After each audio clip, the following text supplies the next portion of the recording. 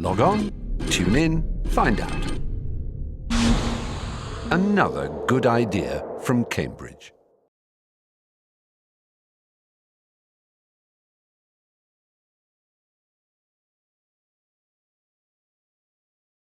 Gabriel, can I start off asking questions about your early family life, because it's something I don't know very much about, except that your father was a tailor. What was your father like? Lovely chap. Absolutely lovely man. He was about 5'5", and he was round, and he was a very kind man. He was certainly very kind to us children. Devoted to my mother. Always worried if my mother had to go shopping, because she might just be late, and an absolutely lovely person. And he died when I was quite young, when I was about 17. But yes, he was a very lovely person. And your mother?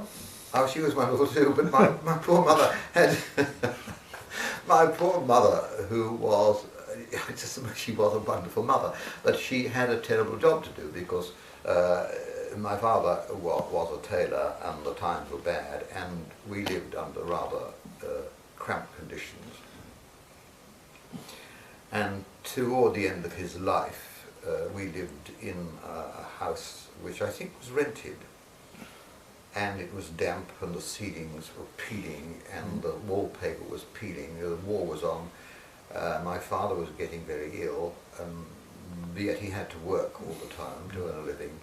My brothers were going away, their parents very upset, and my mother had to help him in the shop, help him with the tailoring, look after me and my other brother, and these great struggles that took place during the years of the war, I think, were awful for her. But she kept us all together. How much older or younger than you were your siblings? Well, my oldest brother was about 9 years older than me, and my next one up was, I think, three, that's right. There were 3 other brothers, all older than me. And that was 3 and 8 and I think 9 years. Right. Do you remember anything of your grandparents? Only one. I mean, I had my mother was born in the East End of London, in a place called Cavell Street, just off Commercial Road. And from Birmingham we used on some days, some Sundays, I think we'd take the day off and occasionally go and see her. And I hated going to see her. It was not that I disliked her. It was merely that the extreme poverty that I saw there was just awful. It was a block of flats, and it was Cambridge brick as it were, covered in soot, and they lived up the top of many flights of stairs, and it was dark. And she lived in this flat with an old son, who was always unemployed, as far as I can tell, and the place was dirty. I think she probably tried quite hard, but it was, you could see poverty reaching out of everything. So it was your mother's mother? My mother's mother. Yeah, right. And all the others were dead? All the others were dead, and my father's parents would have died in Poland many years before.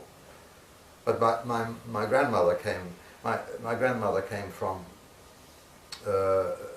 My grandparents on my mother's side came from Austro-Hungarian Empire, and I believe my mother came from. Well, no, one of them came from Vienna, and the other came from a nearby town, which was, I think, in what is now Hungary, I suppose.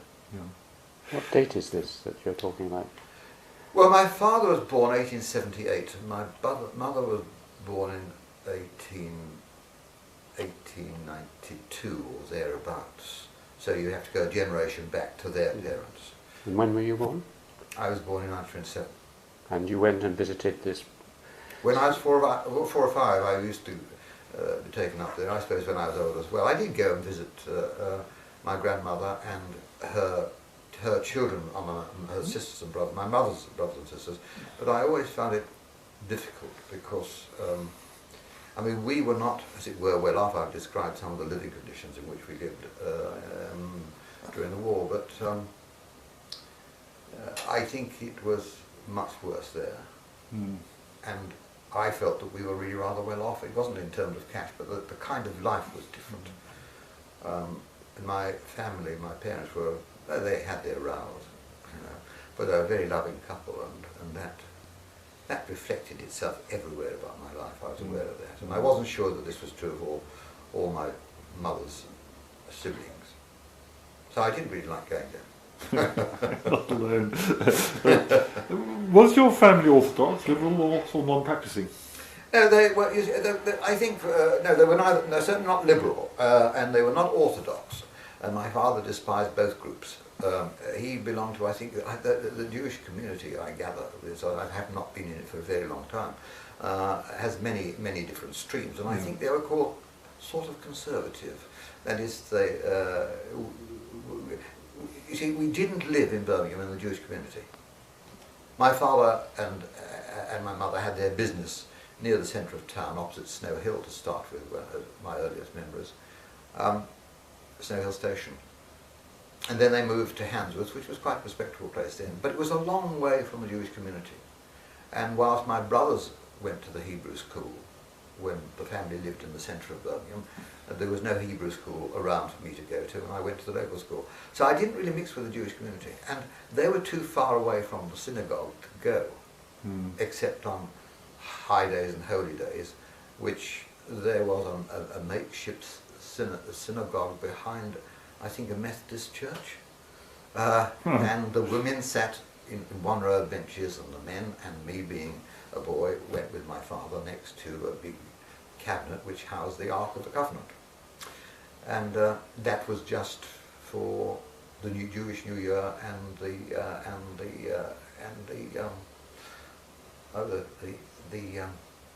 day on which we all were supposed to fast, Yom Kippur. But because I was a little boy, I didn't have to fast. But it was a long way. I mean, it seemed to be a long way, and we had, of course, to walk. So I didn't really come across. And your mother didn't keep us a kosher kitchen or anything? Yes. Oh, she did? We did keep kosher, indeed. And this was to be a bit of a problem for me when later I was evacuated. But when I finally went to university, I realised it was, well, I fell out with that tradition, but it was a gradual cut-off. Yeah.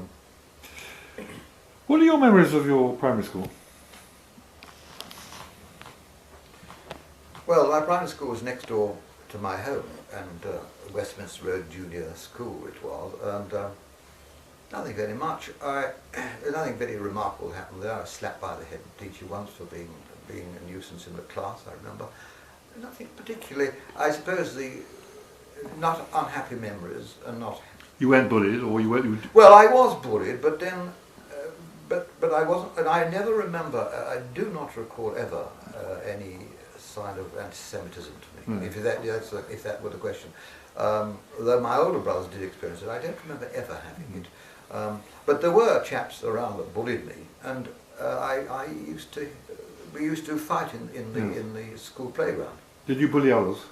I don't think I did, right? Because one doesn't know what. All I do remember being bullied by some. They were always bigger than me, and so the person that was big was the bully, and they were really quite unpleasant. And I remember it was a terrible challenge to have to face up to them, which I had to do, you know.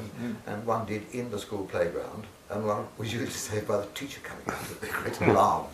But apart from that, there was the interesting experience of my parents not wishing me to be exposed to the New Testament. And so I didn't go to the morning congregation at school. And while that was on, everyone was in the great hall, and I was sitting in the classroom that was off the hall. And then after the congregation, there was religious studies, which of course was New Testament studies. And I then went into the hall, and I sat by myself, looking around. And you were the only one? What? You were the only one? I was the only one. I was the only one in the school. And I don't remember, I mean, clearly the fact that I remember this, it may be of some significance. I don't remember being funny about it, though. I mean, I don't remember going back in the class and being chastised. It was just, I suppose for them, it was just like they went to the religious studies, and old Horn went out, and that was the way things were. But I don't remember anything adverse being associated with those members. And you weren't joined by the Catholics, or maybe there were no Catholics? So. No, I was the only one that I remember in that. There probably were no Catholics. When you failed the 11 plus, what happened that enabled you to get back into higher education? I mean, that was the...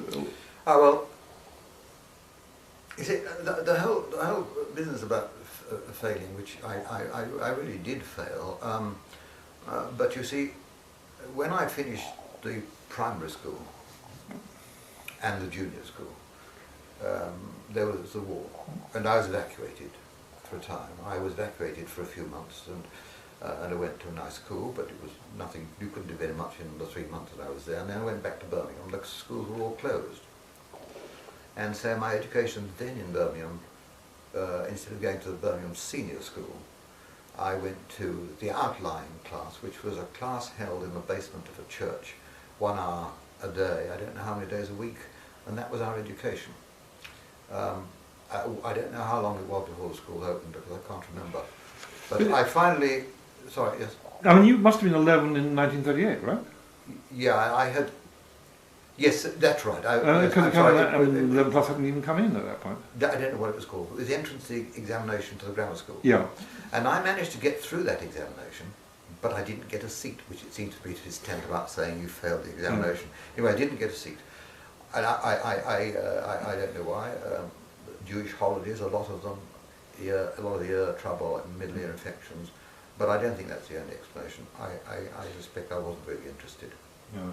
But then how did you get over that? I mean, how did you get into grammar school?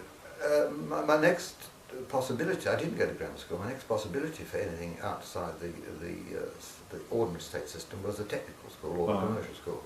My older brother had been to a commercial school, and you take that examination when you're 13. And I took it, and I managed to scrape in. And in my first year, I was pretty well close to the bottom of the class in most things. We didn't do biology, by the way. Pretty well close to the bottom of the class in maths, physics, so on. And then in the second year, I don't know what happened in the second year, but it may have been an important moment. I remember the gym master, who was quite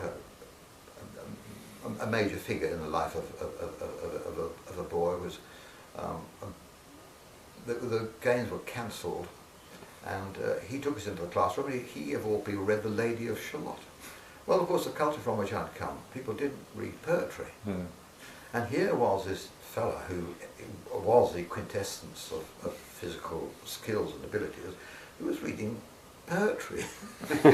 And I remember, and that became indeed one of my favourite poems, and around about that time there must have been a turn around, because in my second year I suddenly switched from being bottom in maths to coming top in maths and top in physics.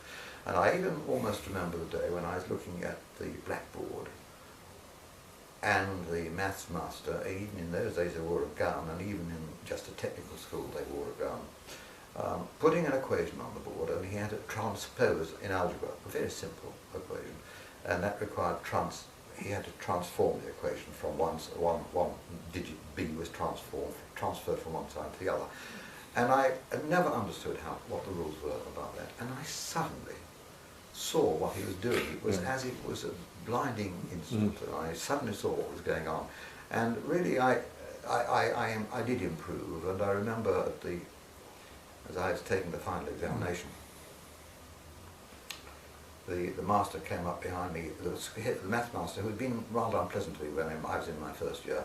He sort of sidled up to me and said, "Horn, what are you going to do afterwards then, my boy?" And I'd never heard him speak kindly to me before. So I thought, well, he says, "Oh, I must have done well in the exams," and indeed I had. So I still haven't answered your question, but the point is that there's a problem about answering the question in a simple way. Because I really wanted, why did I go to technical school rather than commercial school? Because I wanted to be a civil engineer. I had seen in Arthur Mee's children's encyclopedia the bridge over the Victoria Falls, and I thought, that's what I want to do. I want to build bridges in Africa.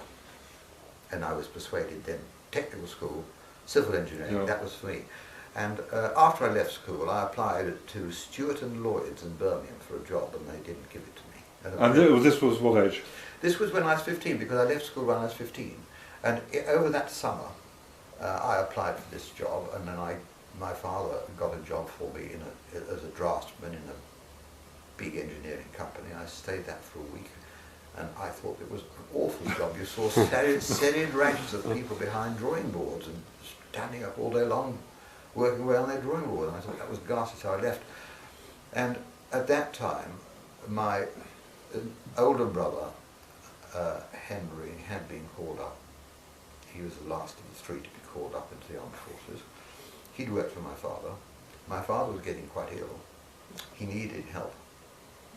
And so he asked me to help him as a tailor and in the shop, because that's what he wanted me to be. He wanted me to be a tailor, you see.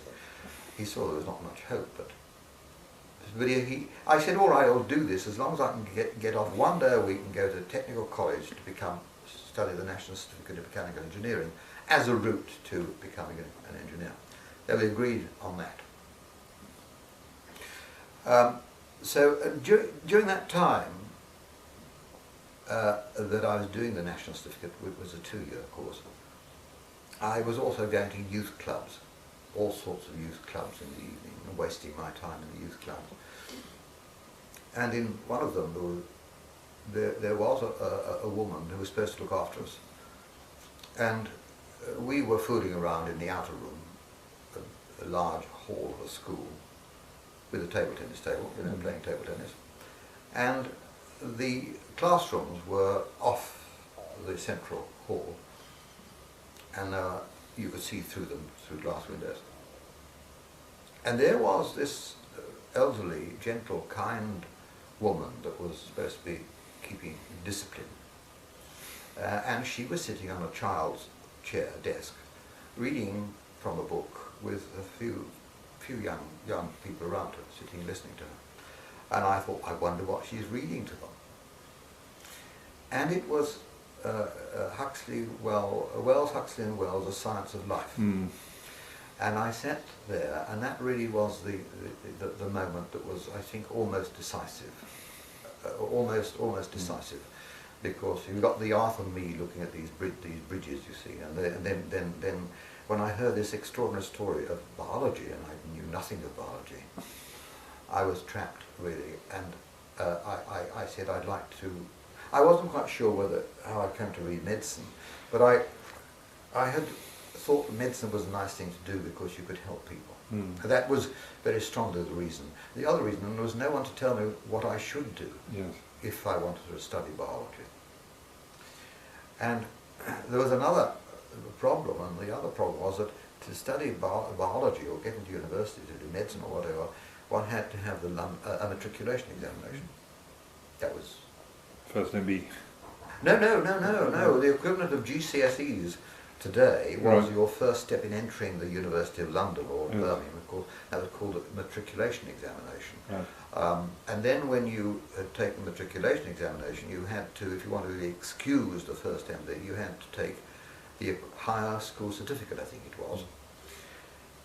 And so I decided that, notwithstanding all the great challenges, I thought I was going to do this. This is what I was going to do anyway. So I asked my father and my mother, and I could see they were rather pleased. I remember sitting on the pressing table,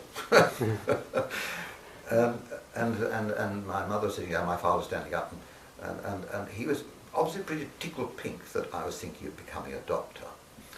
But he said, you know, you really, I'm not sure it's a good idea for you to do that, because you really ought to be a tailor. Because if you're a tailor, you can earn a living anywhere in the world, and you're your own man. You can work whenever you wish. And I remember thinking how hollow that was, working wherever you wish, because my father worked long hours, up until 7, working in the workshop 7:30, working till 7 or 8 at night, and working on Sundays as well. So he worked, not Saturdays, but he worked a 7-day week, and it was dreadful to see this man working all the time. But he deceived himself into believing he was a free man and emancipated from the demands of other people, and the doctors were not. But anyway, he said, yes, all right, I'll do what I can to support you, which of course in those days it meant finding the cash. Because you weren't earning, of course. But I was working for him. You working for him? I was then working for him, and so instead of going to I stopped the tech and I went to night school. No, I didn't go to night. I went to this lovely woman who was a teacher in biology. I never knew her name. at the local King Edward's School, grammar school for girls in Handsworth, Birmingham. I tried to find her name out afterwards, but I've never been able to find her name. And I went to see her in her home, and she said, well, I'll teach you. I can arrange teachers to. I had to learn a new language. I had to learn a different kind of mathematics. I had to learn a number of subjects for the London matric. But there weren't many months. This was about February, I should think, and their exams were next June. And this was, of course, at least a 2-year course, and it was also 5 shillings an hour that I had to pay to her colleagues, of course, and it was very expensive for my parents. So I realised it was fruitless. Went back to hoots of laughter from my colleagues at the School of Technical School College, you know, when I was doing mechanical engineering, the National Certificate in Mechanical Engineering class. They thought it was hilarious because clearly I wasn't serious about medicine. They'd all thought I was going to be, he's gone off to be a doctor. Well, I stuck with it and I did quite well in those exams. And then in the coming September I went to night school. And as I intended to do that in 1 year, so it was a 2-year course, so I had to accelerate it somehow to get it into 1 year. And in the following January of that year, my father died.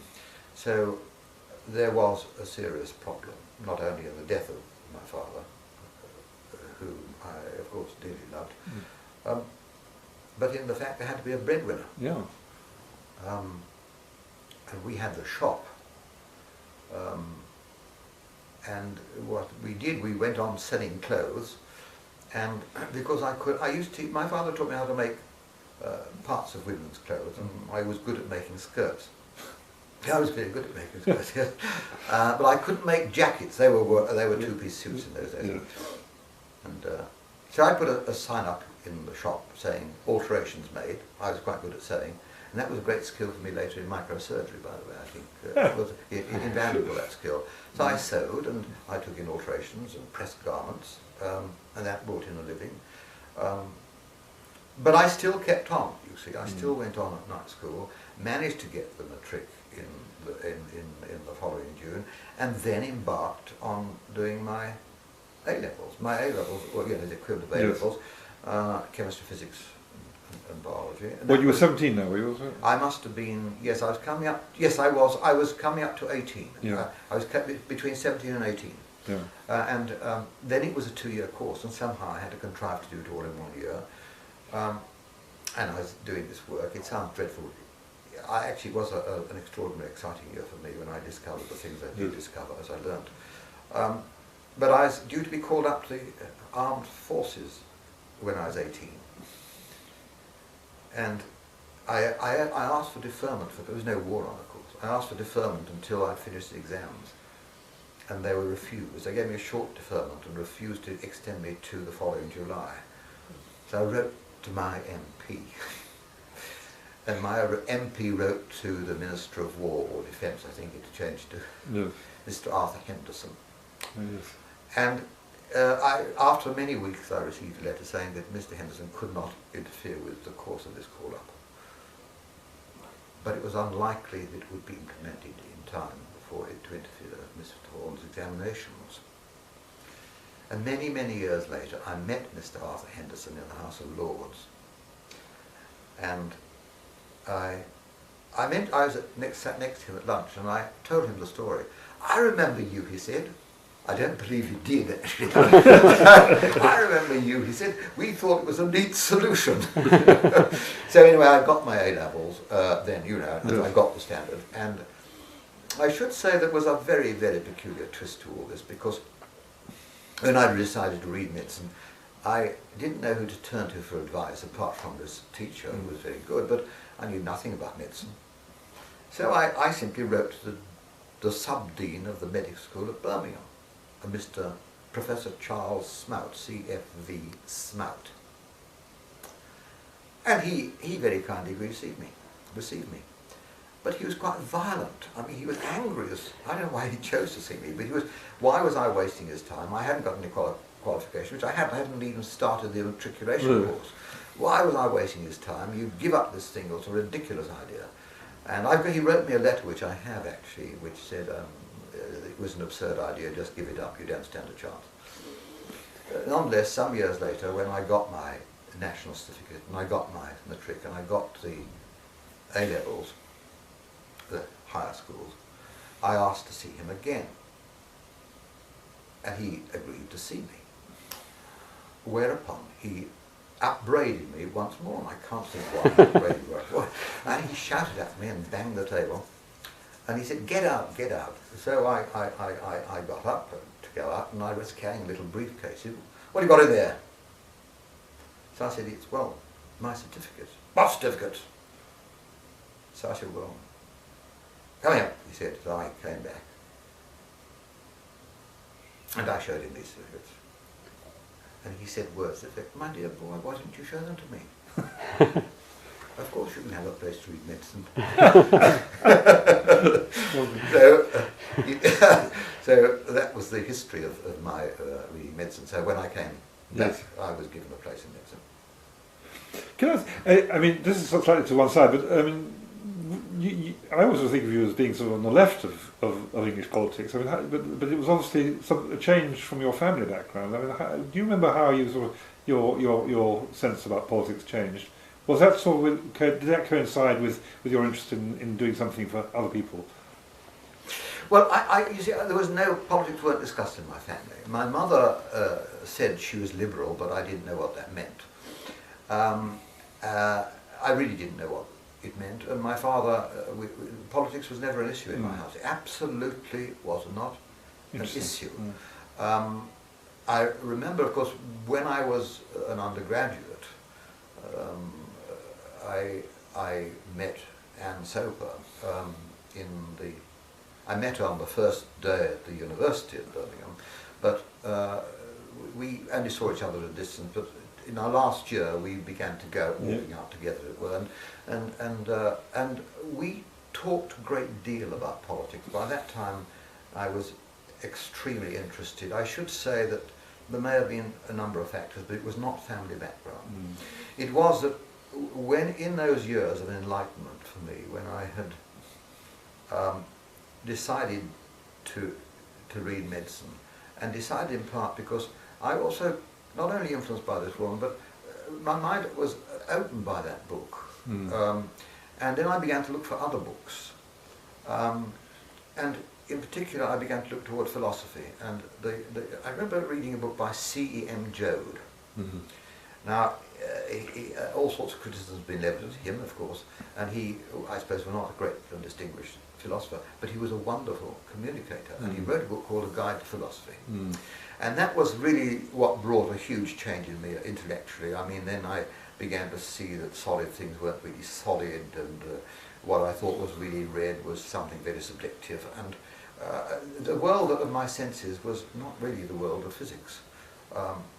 And that was extraordinary, and you've got to realise how extraordinary it was, because with my background at that school, which was a jolly good school for a training, it was a training for skilled artisans. It was a training for skilled artisans. If you did an experiment in physics, if you got the answer wrong, you knew it was you hadn't discovered a new principle. It was because you hadn't done the experiment properly. If you got the wrong answer in mathematics, it was because you said about the wrong way, because the answer was at the end of the book. And so the whole world, for me, was a closed world. All the answers were known. That if only I knew who knew, there would be answers, and you didn't have to bother about looking further. But it was when I discovered that book, then went on to Bertrand Russell, I came across Einstein and Felt in physics, where they explained Einstein's theory of relativity. It's a wonderful book. I came across A.J. Ayer's Language, Truth and Logic. And all these things were happening to me as, in a sense, as a result of this lovely woman reading this book and then suddenly opening up my mind. And it was, I suppose at that time I was not only seeing the social conditions of people, becoming more and more aware of them. In my course at the university, a little later on, there was a course in social medicine. One saw the infinite poverty that was around you.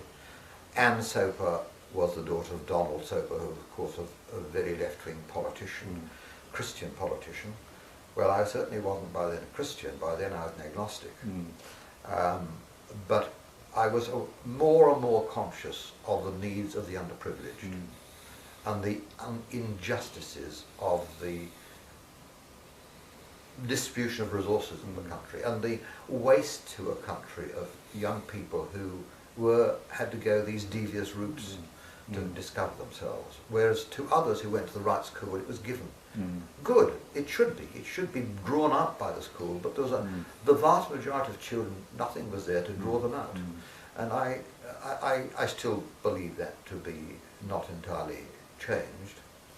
And I think those are the factors that drove me to left of politics. When did you start to develop an interest in the brain? Was that at Birmingham? Well, yes, it was in Birmingham. It was during those years as well, you see, because I was beginning to be aware of perception and sensation, the philosophical issues around that and consciousness, even then. And I remember one day, it was in 1946, reading a book, a magazine called Discovery. It was like New Scientist today. And it had on an article on the brain, 2 or 3 articles on the surgery of the brain. And it was that moment that I knew I wanted to work on the brain. It was. I mean, I thought it would be surgery in the event. It was not to be surgery. I didn't want to do that. But that and the philosophical background was driving me towards the central nervous system at an early stage. What was it like at Birmingham then? The university. Yes. Well, I had a wonderful time, and I probably had a disgracefully good time.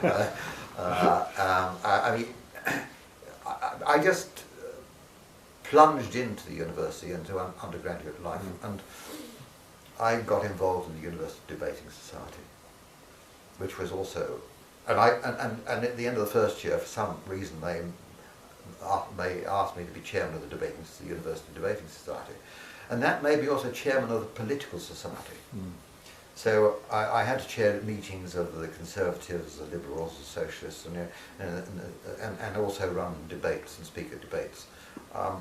So that first year was a great year for exploring beyond the bounds of anatomy and physiology. And I think to some extent that was also true the second year. But the third year was a fabulous year because the third year we didn't have a part 2.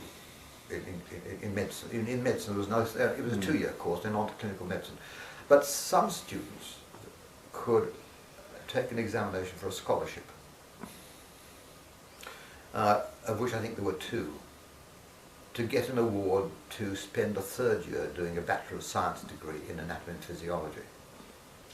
And I had by then really become interested, by handling the brain as a second-year medical student was an extraordinary experience.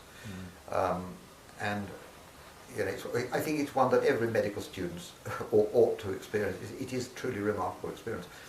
And that reinforced all the apprentices I'd built up about working on the nervous system. And during that year I was learning about it. We didn't know a lot at that time about the nervous system, but I was learning a lot about it at that time. So I really wanted to do this last year, and there was this remarkable figure in the medical school called Solly Zuckerman. And he was remarkable because even he was professor of anatomy, but we never saw him really as professor of anatomy. Anatomy was taught by everybody but Solly Zuckerman. He was in London a good deal of the time advising governments about defence and general scientific issues. But his presence was felt to them. Well, he used to come on Fridays and stay until Monday. And somehow, in the medical school, on Friday afternoon, the whole atmosphere changed. It was as if the field marshal had turned up. And although he wasn't present in other departments, everyone was alert. And they remained alert until Monday afternoon, when some of them relaxed a little bit more. So there was this remarkable figure as well, and I knew that I could work in the Department of Anatomy with a very small group. And it was his department. And they were working on the brain, so quite a lot of work going on brain and neuroendocrinology. So I took this exam, and I managed to get a scholarship, and I worked there. And there was only a few lectures. I think there's only one course of lectures. The rest was the dissertation. And that was the reason when, in fact, I came back to Cambridge, to the Department of Zoology later on, if I'm jumping about, I was so keen to get a project. This was a research project into the third year, because that research project was for me the most, one of the most exciting years of my life. It was also the year I met Anne and married Anne as well. In that year? Yeah, in that year, but yes, it was. I was pretty certain that when it was on, we were both in our third year, and I was pretty certain that when Anne went down, we broke up, and I stayed on with medicine, and Anne went back to London, that the pressure on her family would be such as to pull us apart. What was she reading? Zoology. That's right. I mean, she's the one that helped me with my zoological knowledge. She was, and she was a wonderful naturalist as well. She simply did love nature. And Is this Soper? Or? Soper, and Soper. So I had decided the only way to be sure that I could marry Anne was to marry her before she went down. and we connived to marry each other without telling anybody. We got married the day after our first paper in the final examination. Did Donald know about this? No. Donald and Mari, his wife, didn't know about this for many years. It was a closely kept secret. It was a closely kept secret. But I'm pretty certain they would have opposed the marriage. I mean, after all, I had no background. I had no money. Really, and they had aspirations in the sense that all the daughters went to Queenswood, and they all were very middle class English, and I was hardly middle class and only just English. Wonderful. Can I go back to Solly, because he's sometimes written about as a kind of extremely disagreeable man in some ways, and trampling on people, and also, when he arrived, very snobbish. I mean, did any of that sort of become apparent to you, or do you? Well, I loved Solly. I mean, and it's well known amongst Solly's enemies that I loved Solly. Solly was very much a father figure to me. I mean, really he was. And in fact, when I got this scholarship to do the BSc year, I also got an opportunity to go representing Britain in the debating society in an all-India tour. And it was, I'd never been abroad. Not really. I'd been to France once. But this was a fantastic opportunity, and I wanted to go to India. What year is this? This was 1951. And, but of course I was starting this BSc course, and I really didn't know what to do. It was a six weeks visit through October and November. So I went to the department, and I went to see a man, a very nice man, called Peter Crow, who was a distinguished endocrinologist. And he was Solly's right-hand man. And he said, well, I don't think I can advise you what to do, because I said, what do I do? I mean, I want to do both. He said, well, I think you'd better see the professor. So, sure enough, this extraordinarily busy man, he was then abroad. He came and he saw me, and he was quite robust. He was a very robust person. He was like a whirlwind. Sitting down, one felt he was like a whirlwind. But he had time and never gave me the sense that I was taking up his time. And he said, well, look, if you do well, you'll be able to travel around the world as much as you like. Don't do it now. Stick with it. Good advice. Which was exactly right. And indeed, I really, during that year I did a lot of research, and then I was to go on to clinical work. And I really wanted to keep doing research. And I had to do that in the Department of Anatomy, because that was where my research base was. But I was also supposed to be attending ward rounds. And I was absenting myself from ward rounds, and the professor of surgery, Professor Stammers, apparently contacted Zuckerman and said, this won't do. And Zuckerman put out an instruction that said, Horn must not be encouraged to stay in a laboratory. But you don't have to discourage him either. So And there was that in him, and indeed later on there was. I really didn't want to come to Cambridge. I wanted to stay in his department, and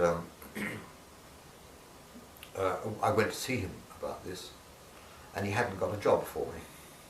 This is when you were qualified? No, I was still coming up to qualification. Yes. I had decided I want to stay in medicine. Yes, I'd yes. been publishing some papers, neuroendocrinology. I published a number of papers by then. And he said, well, look, I'll write to my friend Dixon Boyd at Cambridge, and you can stay here while I dictate the letter. I don't know whether that was the letter that went, by the way, but it was a very glowing letter. It was a very nice letter, and so that was my entry. A job finally came up at Cambridge, and Boyd wrote and said, are you going to apply? So that's how I got into Cambridge. But I did. So you went straight from when you were qualified as a doctor to go into research in Cambridge? Was it? No, I did my clinical jobs. I did. You had to. I thought I'd spent 5 or 6 years studying medicine, and now a new rule had been introduced that required you to spend a year at a hospital. In order to get registered, in order to be on the general medical register.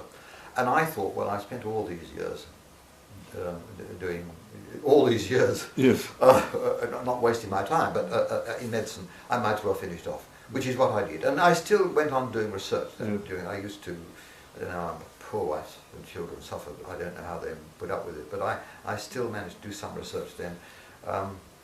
And that was the time also when I was beginning to think really what I wanted to do. What would I do in future research? That was what would be my plan of action when I finally left medicine and went into research.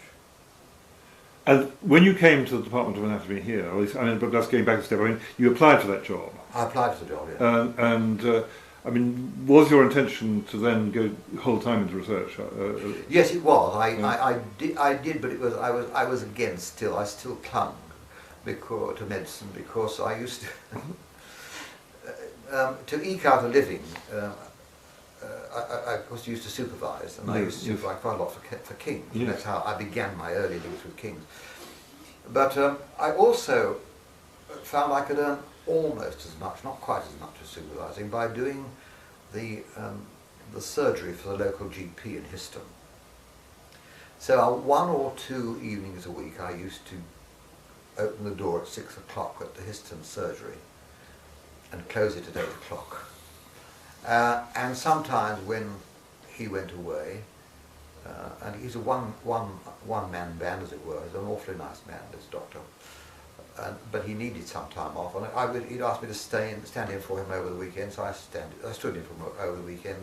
And occasionally that got to be known by local doctors, and I was asked if I'd do the odd week or 2 locum in the Fens, which I did. I used to go out while I was a demonstrator, and I don't know whether I was a lecturer still, but certainly as a demonstrator I used to go out in the Fens and deliver babies and attend to people with terrible illnesses in the middle of the night.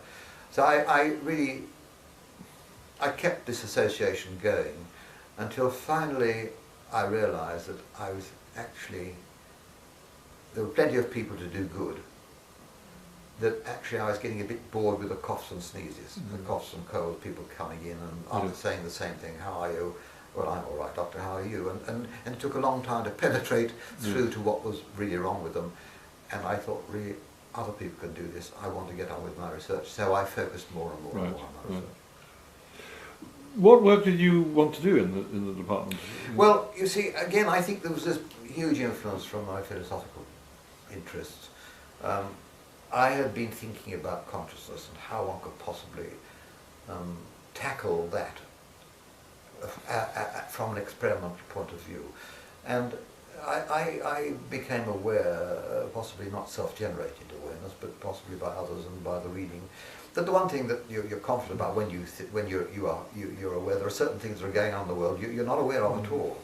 And then somehow you can switch and become aware of them and switch off the other piece. So clearly there's something selective about perception. You attend to some things, you don't attend to other things. And the things to which you do attend then are, as it were, apprehended in a self-conscious way. The other things you're not aware of them. So it seemed to me that if you could understand how the different signals are treated in the nervous system, the attended signals and the unattended signals, you could find the routes by which the attended signals are passed and treated in the brain, and then see how that differs from the unattended signal. And then you could switch the signals, so the one becomes attended and the other. So you can play this game. And it seemed to me that was a potential attack on the problem of consciousness from an experimental point of view. I'd come across Adrian's work. You see, there were already some neurophysiological correlates of this, because Berger, that is Hans Berger in 1928, when he studied the human electroencephalogram, he found that there's a rhythm at the back of the skull you can record called the alpha rhythm. Those oscillations, electrical oscillations at 10 a second. And they disappear if the subject is attending to a stimulus, but they reappear if the subject isn't attending to the stimulus. If they attend, they disappear. If the subject is relaxed, they come back again. So there's something going on in the brain that was quantifiable. And Adrian was able to repeat these. Adrian Matthews. Matthews was, of course. Is Adrian the surname or the?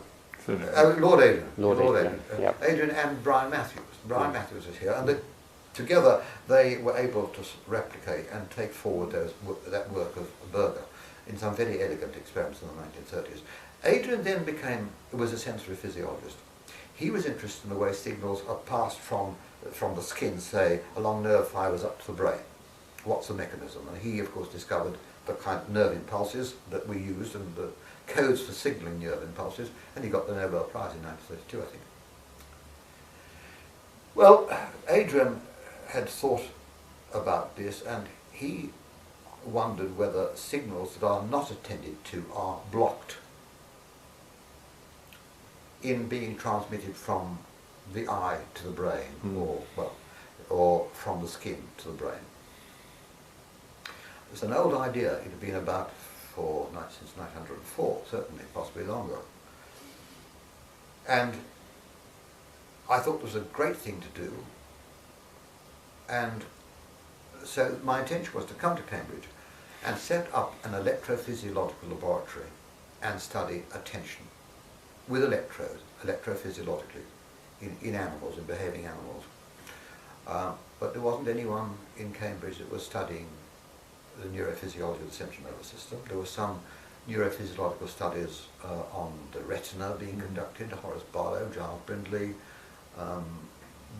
but nothing in the central nervous system, and there was very little in Britain going on at all.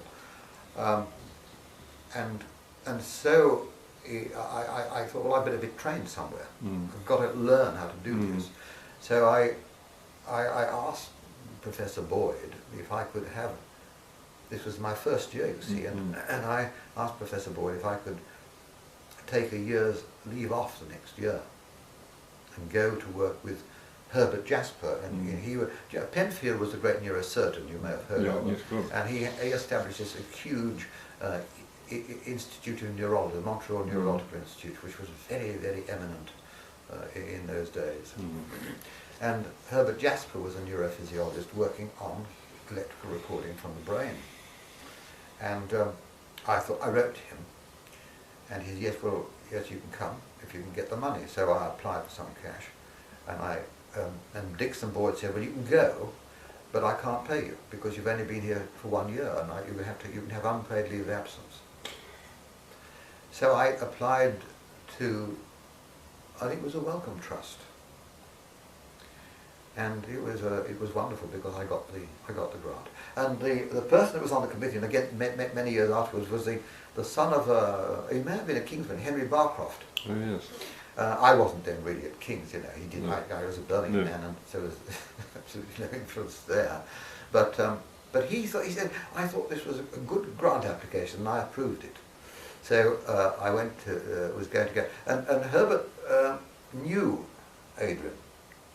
Herbert Jasper knew E.D. Adrian and asked Adrian if he'd see me. So I got a little note from Adrian saying, yeah, dear Horn, I should be glad to see you in my laboratory, 11 o'clock, it was 11, I don't know, one morning.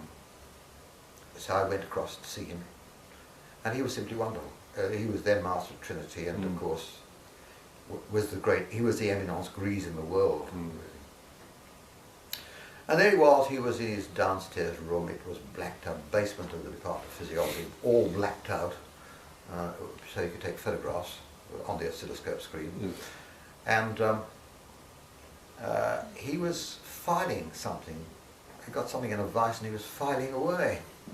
And he said, sit down, and there was a tub, a box of some sort, upturned. He said, sit down. I sat down, and we spent the next an hour and a half to 2 hours speaking about attention. And he was filing away, and we were talking. I should say that it was funny. I did want to mention this because it's reminiscent of another experience I had of meeting someone that was so august as to be, in a different planet from mine, and that was A.J. Ayer. I'd written an essay on neurological basis of thought. I think you know about it, and always smile when I tell you about it. But I wrote this essay, and Zuckerman, I was in Zuckerman's, that was my year in the Bachelor of Science degree at Birmingham. I wrote it then, and Zuckerman read it, and he sent it off to Ayer, and Ayer said he'd like to see me. So I went to see Ayer. I mean, this was a fantastic experience. Remember, this is Birmingham. You don't really have any contact with the supervisors as you do here in Cambridge. This is another aspect of Solly, you see, that he took the trouble to read this thing. He not only read it in draft form, but he read Heb, H-E-B-B, all over my manuscript. Heb. Heb is one of the most famous theoretical neurobiologists that exists today. And Heb had published in 1949 a paper on how memory might work. And all unbeknown to me, I had written in my essay a theory of how memory worked, which in fact was almost exactly the same as Heb's. But I hadn't heard of Heb, so I didn't know whether Heb was an adjective or a noun. I couldn't really understand Zuckerman's writing. Or a swear word. I didn't know any of that. But I did go and see him, and he was. I saw him in his apartment at Mayfair. That was a funny experience. Up a rickety old flight of stairs, knocked on the door, and there was this very elegantly dressed man standing at the top. Come in, he said, and he was very elegantly dressed. He chain smoked. He walked up and down, sat me down an armchair, a big chair, and harangued me about how wrong I was, and that physiology had nothing to say about sensory perception.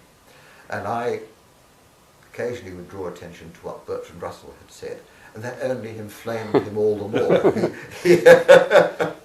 But it was a wonderful experience. But that was, in a way, it was a complex experience for me, as was meeting Adrian and being encouraged by him. Did Adrian know about those experiments where somebody is attending to one voice, and then somebody somewhere else says his name, and though he's not attending to that other person, then... Yes, in fact, Adrian didn't refer to those particular experiments, but I remember one of the sort of anecdotal bits of information, evidence that here evinced for the blocking idea was, he said, the doctor asleep at night does not often hear the call of his child crying in the cradle nearby, but he will wake to the ringing of the telephone.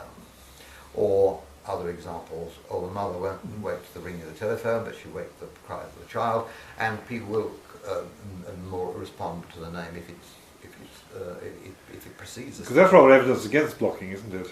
Well, it means there's monitoring, and it means you get rid of, you are selectively blocking the signals you will not be wanting.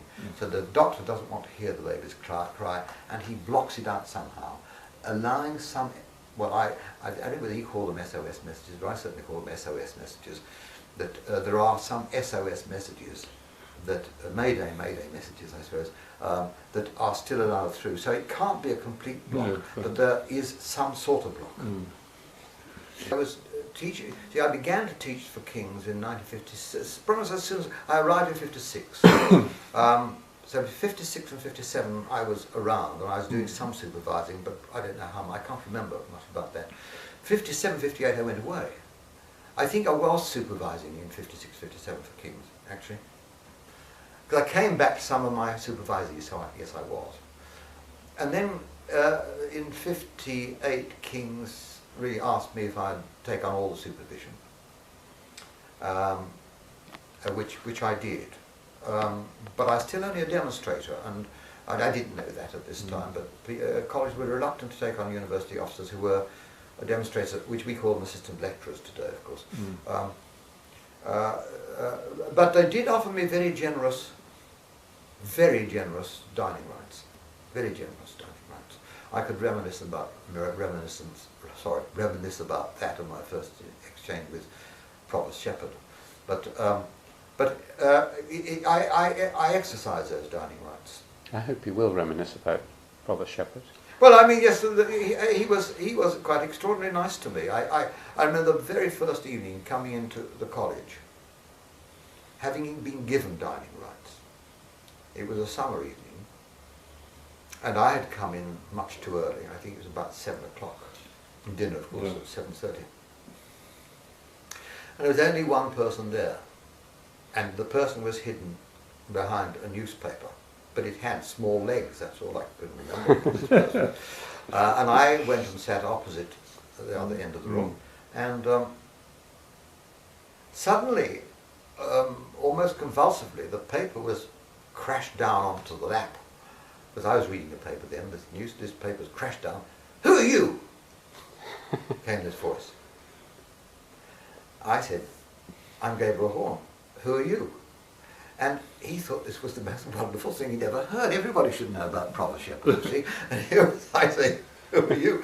And after that, he was always extraordinarily nice to me. I remember on one occasion, you see, coming to Cambridge from Birmingham, both practicing medic, I was called doctor, everything was doctor. I came to Cambridge, and I, of course, only had an MB, and that was an MB, Bachelor of Medicine degree, and that was a Bachelor of Medicine degree from Birmingham, not from Cambridge. So there was little justification for calling me doctor, so I was called Mr. But there was one wonderful occasion when there was a dinner in hall. It was some special dinner, I can't remember, and I'd been placed next to Provost Shepherd. And I saw on the card, it said Dr. Horn. And I said to Provost Shepherd, who was sitting down, "But Provost, this says doctor, and I'm only a mister." You see, I'd learnt my place by then. He said, "My dear boy," he said, "you're the only proper doctor in this college." But to come to John Griffin. Well, I met John dining in hall. I mean, that was where I met him. And I talked to him about my work, and I was then, I'd come back from the States, from Canada, and fortunately applied for and received a very substantial sum of money from the National Institute of Health in the States. And that enabled me to really set up a first-class neurophysiological laboratory, which was very expensive in those days, with the help and encouragement of Professor Boyd, who was a classical anatomist and thought this was, I come from, again, a different planet. Who was this chap who wanted to do electrophysiology in the department? But he was very sweet to me, gave me space. Well, I got this money, and I was recording from nerve cells in the cerebral cortex, and I was telling John Griffith about this, and he said, "I'd love to come see what you do." And he came across to my laboratory, and I showed him what I did, and he was absolutely fascinated. He, of course, was a mathematician, and he was a theoretical chemist, and they'd never, I think, thought about the nervous system, actually.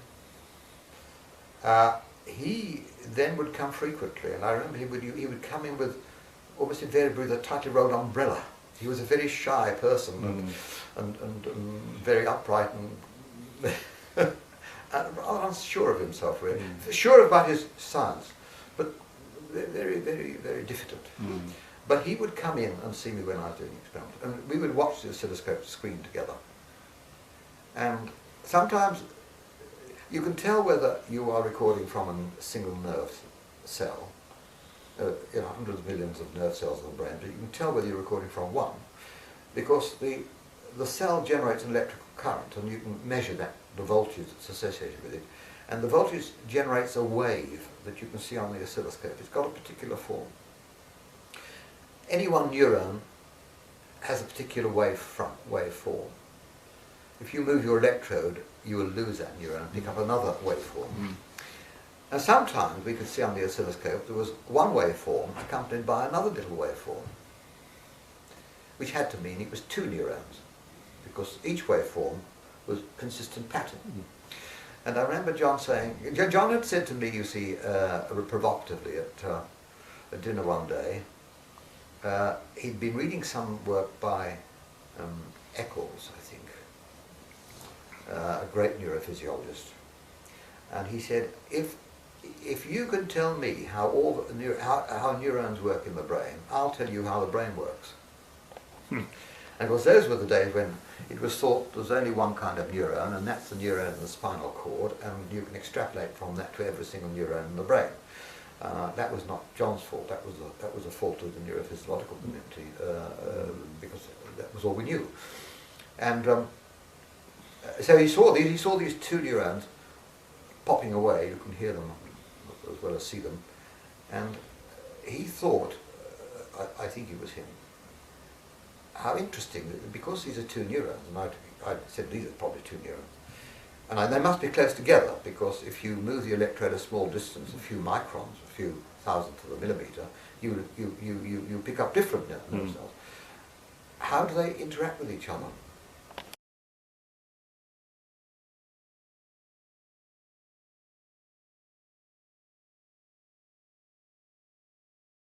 We were talking about John Griffith and how he got interested in your work. How did you get interested in him as a person? Oh, well, you see, that work entailed a lot of collaboration. A lot of collaboration. You see, we published a paper together. That was yes. At least one. I think there may have been two, but at least one paper. And what we did was, taking forward this idea of how those two nerve cells interact with yes. each other electrically. Because if you knew that, you could begin to understand the way networks of nerve cells interact. And it is indeed, it's a major tool in the neurophysiological analysis of neuronal systems in the brain. But I think ours may have been the first paper that was published. I think it was. And there was no mathematics available to study it, so he had to devise mathematical tools that were for analysing it. There were no computers in those days. You realise these are just electrical pulses, and you couldn't analyse the interval of time elapsing between each pulse in those days. You had to film it on move cine film, and I had miles of cine film records, and I took them across. John and I would go across to the mathematics laboratory, and there was a woman there that was quite familiar with measuring signals on cinematographic film, rolls of cinematographic film, and some of those things were pulsars.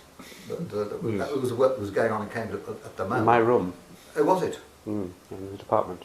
Oh, well, those I saw some of those traces. They were just like my traces that came from the cat's brain. These pulses that were coming, and so they said, yeah, they could do it. We would have to pay for it, and it was an extraordinary.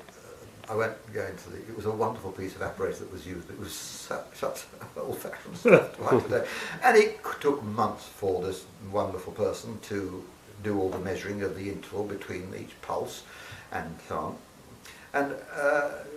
And we spent much time in King's here. See, by that time I became a fellow in 1962, and we spent much time in my room. We spent much time in his room. We spent much time in my laboratory, and we formed a great friendship. Mm-hmm. And he used to come home a lot, and he was liked by Anne, he was liked by the children, and he was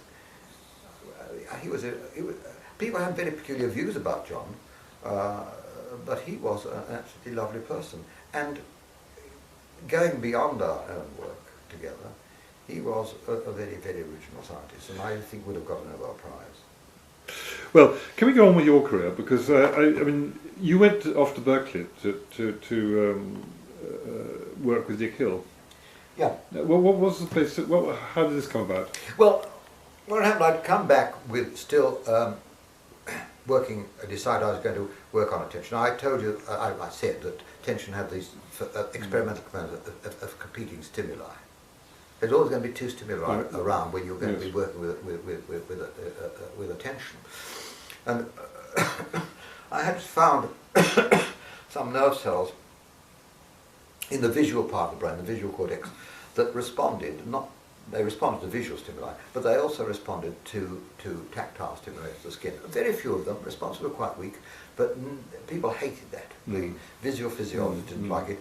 There was a group in Germany led by Jung and Baumgartner, who had found similar things for auditory inputs, neurons in the visual cortex responding to clicks. Yes. Some even to vestibular stimulation.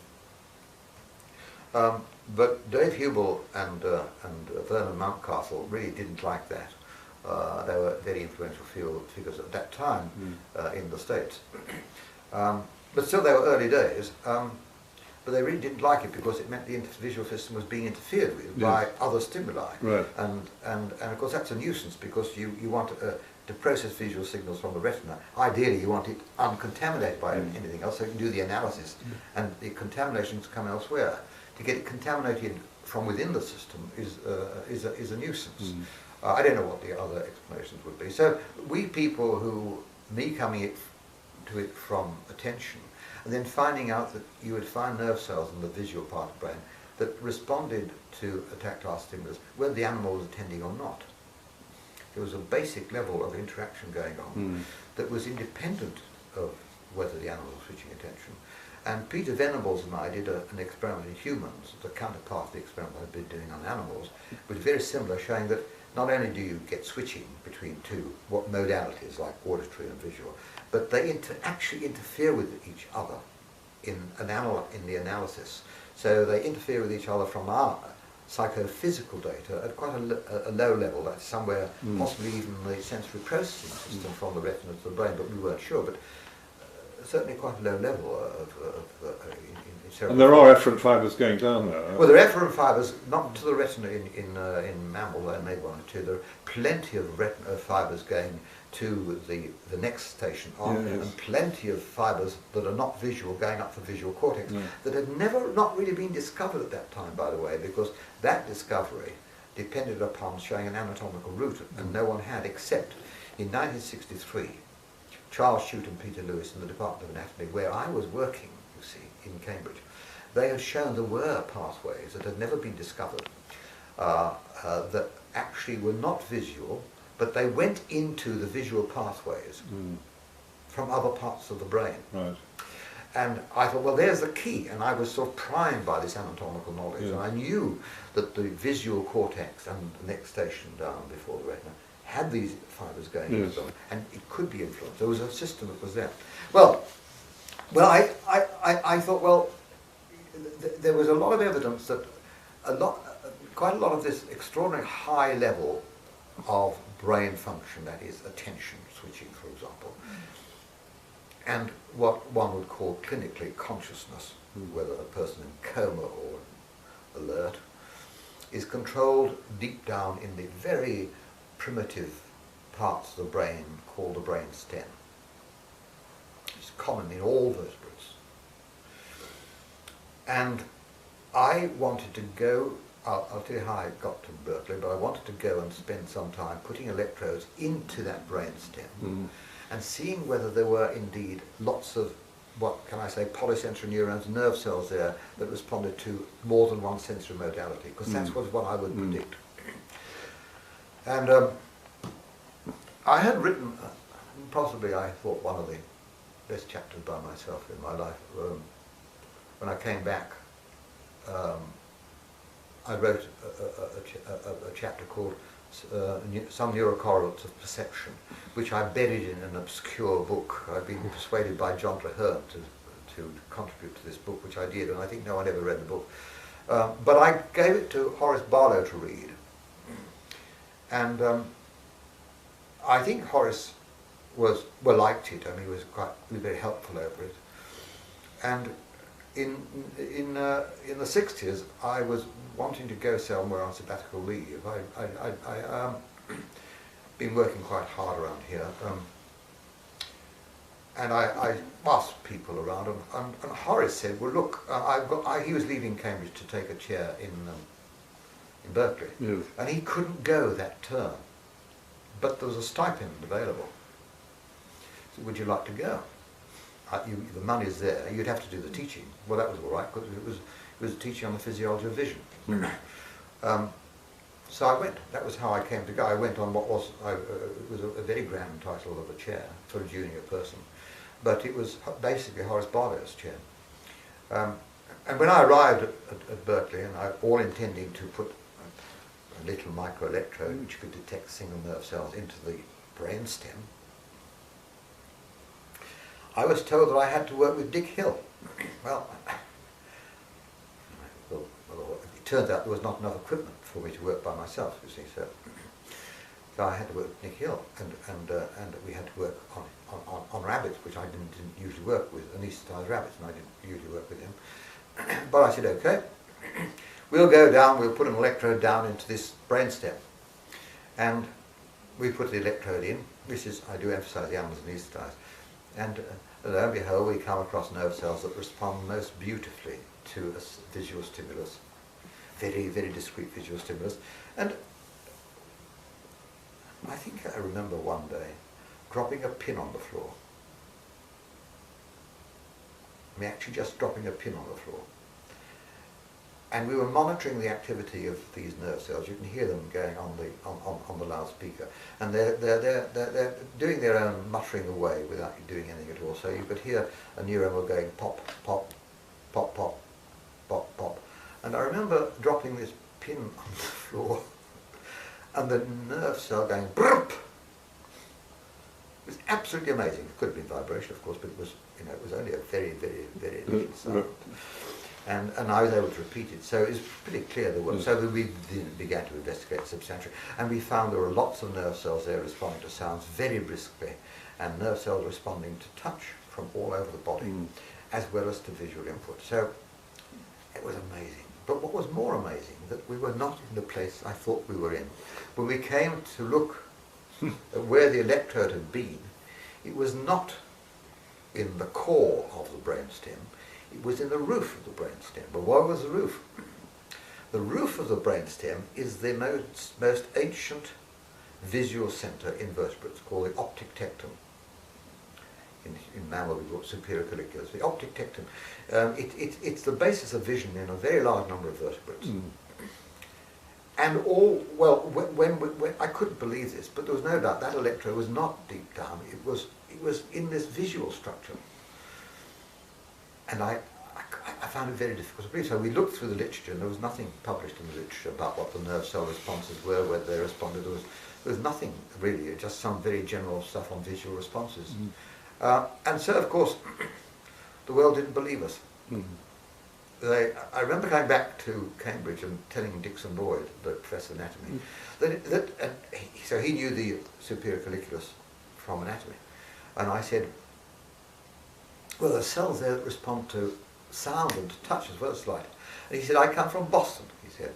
And I said, what does that mean? He said, prove it. Which I was easily able to do by showing him the record, you see. So that was, then a lot of people jumped in on that. And there's a lot of work still going on about the superior colliculus. But then I was also found that neurons in that part of the brain did something very remarkable. Because watching the oscilloscope screen and listening to the nerve cells firing, one moment you'd hear a nerve cell responding beautifully to a visual stimulus moved across the field of vision. And then you do it again, it doesn't respond. And we couldn't understand what was going on. And I remember sitting down one day and looking at the oscilloscope screen, puzzling about this, and then realizing that what we were doing was, that if you gave these stimuli very infrequently, the neuron responded each time. If you gave it a little more frequently, slowly the neurones stopped responding. If you gave it too frequently, it just didn't respond. In other words, it was showing what was called habituation, which had been observed in behaviour, and which I'd been privileged to hear about, especially from Bill Thorpe in his very important Thorpe-Zangwill Club, which I ought to talk about, but held in Jesus Way you went to as well. And I learnt about habituation then in animals, which is they give a response to a novel stimulus, and if the that stimulus isn't rewarding, not food or cold or shelter or not a mate, the animal will stop. So that was the beginning of your work on habituation. Yeah. That was when I suddenly realised we're dealing with a neural counterpart to behavioural habituation. So I saw my life, I saw retrospectively my life opening up in two directions. Yes.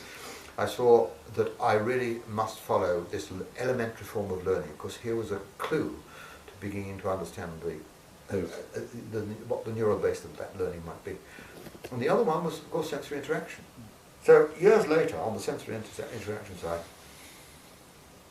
1967, 68, Dick Hill wrote to me and said he'd like to come and spend a summer in Cambridge. And I'd still got money from NIH, from the States. As I recall, I think I had still.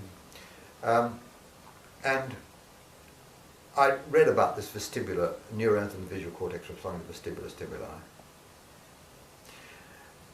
And I'd already been to Macfarlane to work with my friend and colleague, and our friend and colleague, Hugh Fraser-Rowell.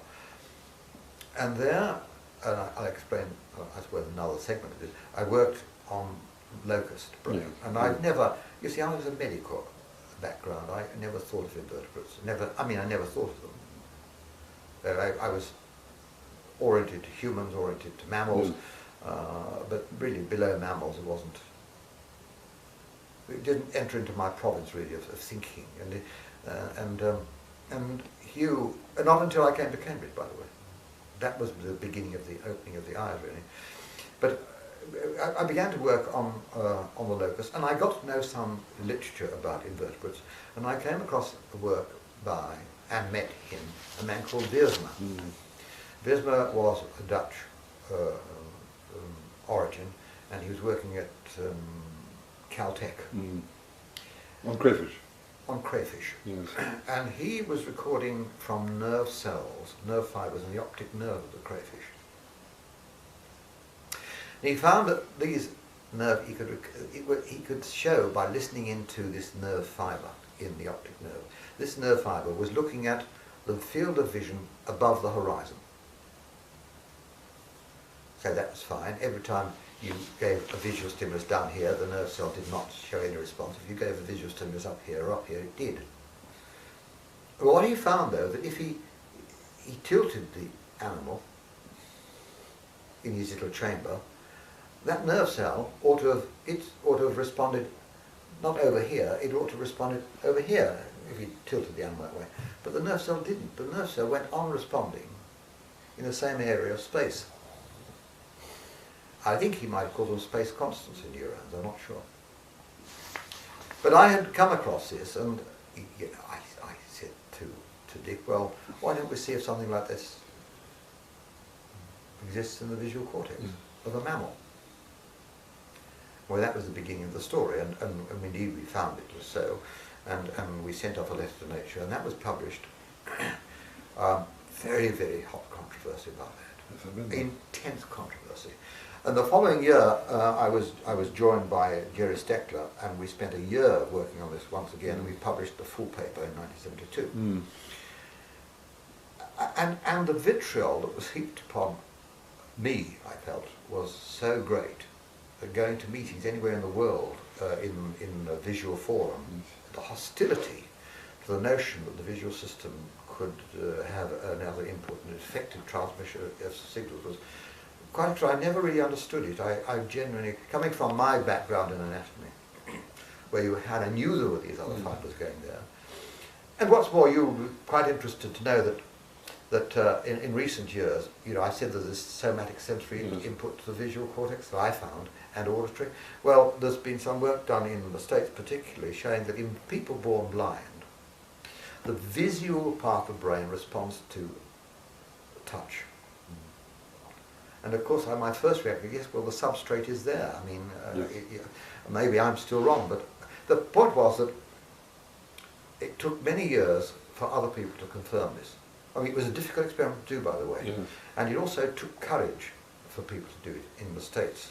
And there was a group in the States, I think the author was Frost, it was in published paper in 1981, saying, in a sense, that I was wrong in the fact that I underestimated the number of these. There were more than I had suggested there were. But it still went dead, and it's still frowned on. It's an amazing lacuna, it seems to me, in the scientific system, that this still isn't quite respectable. I'll tell you why. And that's because people who are trained in a certain kind of science do an experiment where you vary one thing and keep everything else constant. And if you get an effect, that's the cause. And you know, I mean, people still think in this very linear way. And so if somebody like you comes along and says, it's not the cause, it's one of the causes. And people hate this kind of the system's approach to biology. And I encountered many physiologists who hate this. And it just sort of, you really hit them below the belt, as it were. I mean, well, as I remember,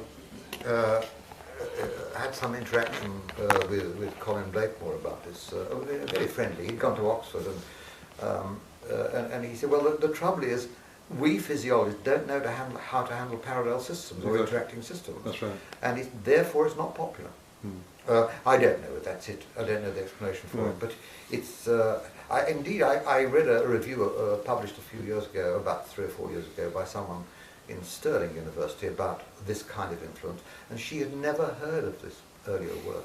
And I wrote to her, and she said she was very pleased to know about it, but she'd been facing terrible troubles getting her work published still. So that was how that came, and I felt then the quicker I get out of the field of visual physiology, the better I should be, the happier I should be, and the more interesting are other fields. It was a vicious field.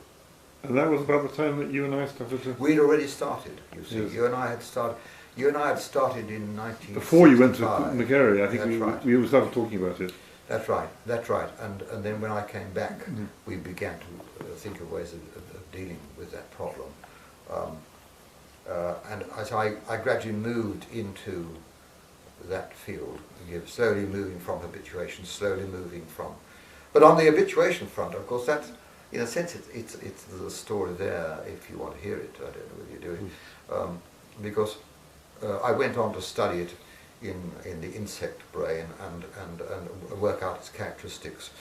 And a year after Dick Hill and I had published in Nature, showing these lovely habituating curves of neurons and showing that these nerve cells had so many of the properties of behavior. A paper appeared in 1965, I was 64, from Tauch and Brunner in France, showing that you could get this kind of response decrement, and showing many of the properties of behavioral habituation across a single junction between nerve cells and the next neuron. And the trouble was, they didn't know it was only one nerve cell to the next nerve cell. There could have been many nerve cells interacting, and they hadn't got a system that did it. And I thought, well, I need a system to do that. And so I knew there was one system where there was unequivocally the case that one nerve cell sent a signal to another nerve cell, synapsing with another nerve cell. And that was the squid giant ganglia. The squid has a huge nerve fibre which has been of immense use in physiology, and also that junction has been used extensively for physiological studies. And I thought, that is the place. If I can show this habituation, then I know it's it's a monster. It's occurring within the synapse, and you've got to look within the synapse to understand it. You don't need to look much further. And indeed, it happened, and I remember giving a presentation of these results to their conference that Robert Hind and I had organised short-term change in neural activity. I was going to ask about that.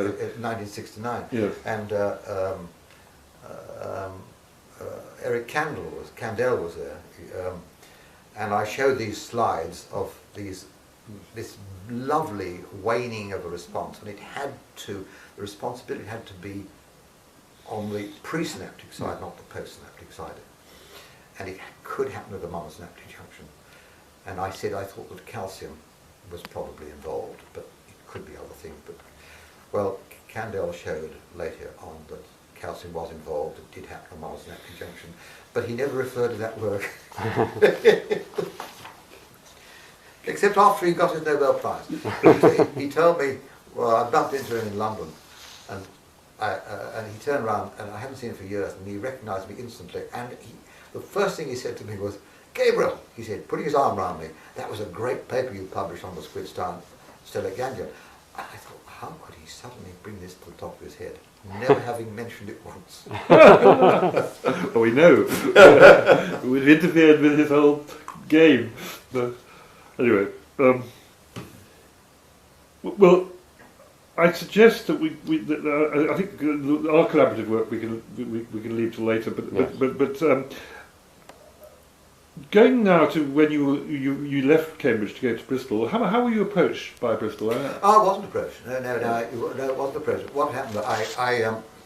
I'd been in the Department of Anatomy here in Cambridge for 18 years before I left to Bristol, and I really wasn't interested in running anything except my research, doing my research, and I'd been pulled onto the odd research committee, and I didn't want to go. But Robert said, "You've got to go. You've got a responsibility to conduct your research, and you've got a larger responsibility to the community at large." You know, Robert. So, Sure. so I thought, well, it's true, and that actually was a very important Yes. piece of advice, in fact. So I joined that, and then I began to see that the way the university was running was important for my research as well. So I began to look a bit beyond my research, and I was teaching 6 hours a week, and had been for years and years and years here in King's. And I'd been appointed reader, and I was doing something on the faculty board, just beginning. And I would sometimes go to my professor, who was then head of department, of course, and suggest things. And he had the reputation of doing whatever was the last person said to him before having to take the action. And I didn't think that was the way to run a department. And I had ideas for anatomy. And Was that Harrison? it was Harrison. Yes. Harrison. He was a lovely man, but he just didn't want to be bothered, actually, you know.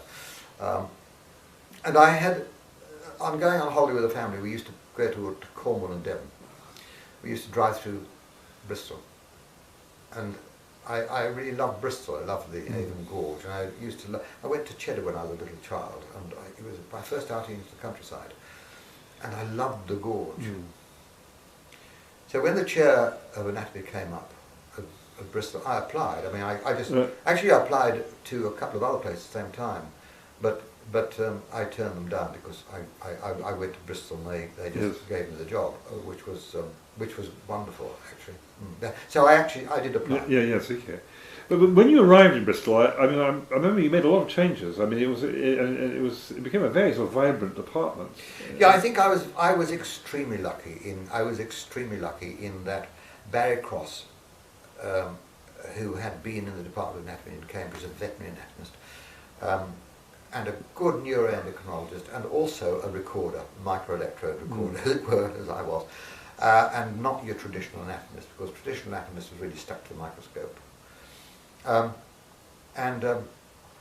He had done an extremely good job in organising that department, and he had allowed a young junior lecturer to revise the teaching of topographical anatomy. So it was going extremely well when I arrived, and I looked around, I looked at the teaching, I asked the surgeons whether they were satisfied, and the teaching looked as though it was good. So I was able then to concentrate on research, and I've been trying to think, what did I really do? I never felt I did anything, actually, but on reflection, what I did was this. I always had a love of developmental biology. I always had a love of embryology. It seemed to me that going from a fertilised ovum to a newborn baby, or whatever the species may be, was just an incredible, incredible achievement. If I use the word magical, I only mean in the sense it must be a very beautiful thing, that which underlies this process, that can do this. And the field of molecular developmental biology was just beginning. And I had a vacancy in the Department of Anatomy, and I managed to get a very bright young man called John Noland. John Noland was working with Fred Sanger at the MRC laboratories here in Cambridge. And clearly he was ready to go somewhere. I don't know how I got to know of him.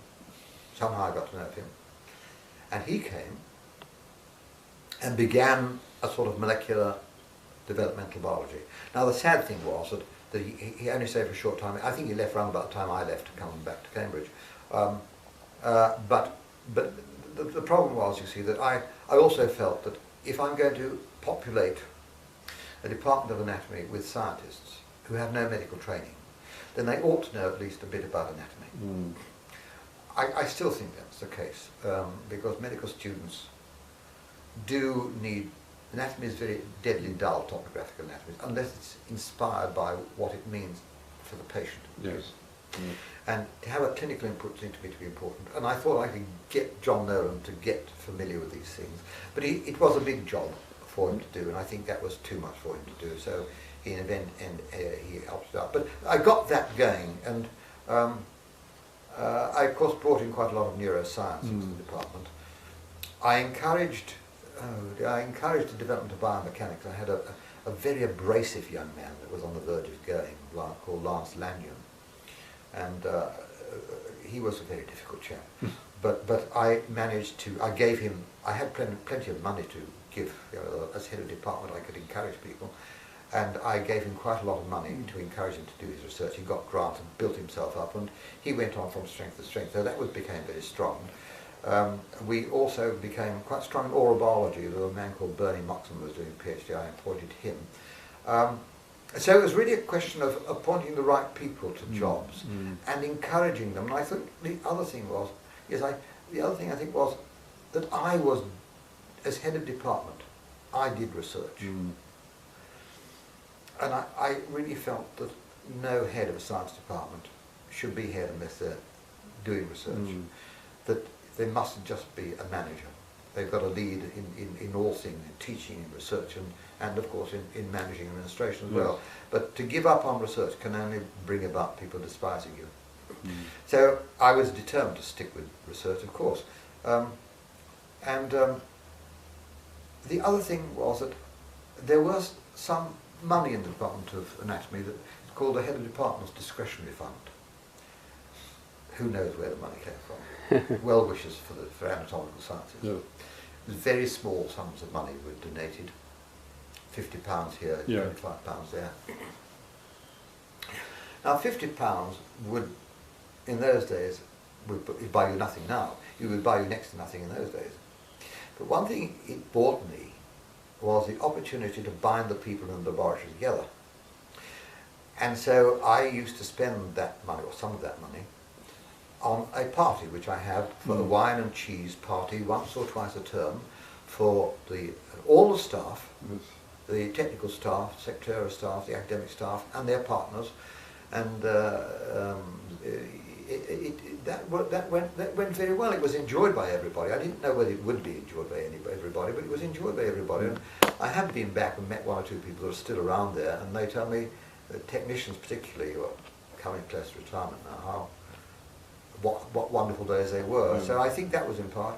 And the other thing was two of those people that I appointed. One was Malcolm Brown, who became Fellow of the Royal Society, remained in Bristol. A man called Bernie Moxon, oral biologist, went to become head of Department of Anatomy at Cardiff. And both those two departments at the last research assessment exercise got 5 stars. And they were the only 2 departments of anatomy in the country that got 5 stars. So I was really very pleased. It is really, I think, having the good fortune to find good people at the right time and encouraging them. But when I used to come down and visit you, because we were collaborating a lot then, Yes. I always sort of felt that there was a lovely atmosphere about that department. Well, there was. I felt it was a wonderful atmosphere. I loved the place, and when I was working in the lodge, I used to walk around in stocking feet. It wasn't deliberate, but the point was sitting around in a darkened room working with recording for long hours with Malcolm Brown in those days was quite tiring, and I often kicked my feet, shoes off. So if I was urgently called, I would walk around the corridors in stocking feet. So it was with neuroscience, biomechanics, developmental biology, and I think research in general. Really putting a lot of effort to encourage research. And then, as you remember, I mean, the Cambridge Zoology Department was having great problems in finding a new professor of zoology.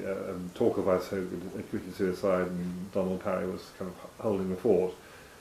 And they approached various people, and for various reasons they all backed off. And then I think I and possibly Robert contacted you and said, "Why did you apply?" Well, I remember the telephone conversation with Robert, because my wife and we had a lovely house in Georgian house in Clifton. In Clifton, Yes. Canning Square, absolutely lovely. And the living room was upstairs, and the telephone was in another room, I think. Anyway, the phone rang, and my wife Prill and I were chatting in the living room, and the phone rang, and I went to answer it, and it was Robert Hind. And he came up with this, what I thought was a ridiculous suggestion. And I said, but that's utterly absurd. I'm not a zoologist. I have no real interest in natural history. And my knowledge of biology is very limited. And I gave all the reasons why I shouldn't. And he said, but you've worked on the squid, you've worked on the locust, you've worked on all sorts of animals, you even worked on human, we'll forgive you for that. So there was this long discussion, I think it lasted about an hour. And I was quite certain that it was a ridiculous idea. I mean, it was genuinely, this was not prevarication. Yeah. I thought it was genuinely ridiculous. I had the highest possible esteem for the Department of Zoology from my days in anatomy, where I had close links with zoology. Yes. But the people in the zoology department were, I thought, brilliant. I mean, amazing people were in zoology. And to be asked to become the head of that department was utterly absurd, besides which of the other reasons. And in the end, I remember saying to Rob, well, if you want me, or want my name to go forward, you can put it forward, I can hardly stop you, which wasn't quite true, of course. But that was how it was left. Yes. And I came back into the room and spoke to Brill about it, and I said, this Robert's come up with this ridiculous idea. And I can't remember what happened after that, but finally I was offered the chair. And it was far from clear that I should take it. Had you been for interview or not? No. It was far from clear that I should. I mean, you were well known in the department because you run the neurosciences club, haven't you? Oh, I was well known in the department in that I had a lot of interactions with the neuroscientists and the behavioural people. Yes. Through you in behaviour and through John Traherne in the neurosciences. So And I was there, and Hans Lissman. I was there a Yeah. lot. Amazing for an anatomist to be in zoology was, Yeah. I think, very unusual. Yeah. Although, of course, anatomy started from zoology, didn't it? No, it was the reverse way around, I think. Anyway, they originally were very close together, those departments. But no, I mean, anatomists never ventured into zoology, and no hostility. It was just, and the converse never happened. But I did, and I think in part it was because my research was not. This was one of the attractions. My research cut across boundaries, and the one thing I saw as a positive in going to zoology was the fights that I continually had to mount in the medical faculty and on the science faculty in Bristol about who was trespassing on whose territory, what was neuroanatomy and what was neurophysiology, where did one begin and when did one end. And to me they were utterly senseless arguments. I didn't see the world that way, and to be forced to teach students that way was anathema to me. I then got the reputation in Bristol for wanting to take over the physiology department, which was the last thing on my mind. I can't think how they thought that, but that was the reputation I know I came to have. never crossed my mind. But the attraction of zoology, in my discussions with you and with Robert, and those are the only two really, was the awareness, and I had discovered when I had been going there, it didn't matter whether you worked on behaviour or whether you worked on cells or parts of cells. It was all one. It was zoology. Zoology cut across everything to do with animals, and animals included humans. That was a big plus. But it was still very far from clear, because the Department of Zoology was not in the best state. It had been an unhappy place because of the appalling history of Torquil, and I think people were feeling low, and must have been feeling low, and I knew it would be an uphill task, whereas everything in Bristol was simply wonderful, and I loved being in Bristol. Yes. And I remember going away with all the children in Prill to a holiday in Wales, Tim Clutton Brock's place, I think, or near there.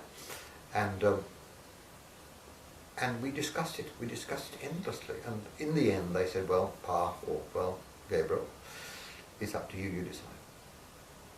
We'll do whatever you want to do. And so on the basis of this challenge, I suddenly thought, toward the end of these deliberations, as it were, these self-doubts, what an opportunity to abandon all these constraints and step into the wide world of real biology. And that's how I said, yes, I will do that. So that's how that happened. It was a very, very peculiar experience. Very, totally unexpected. Yes.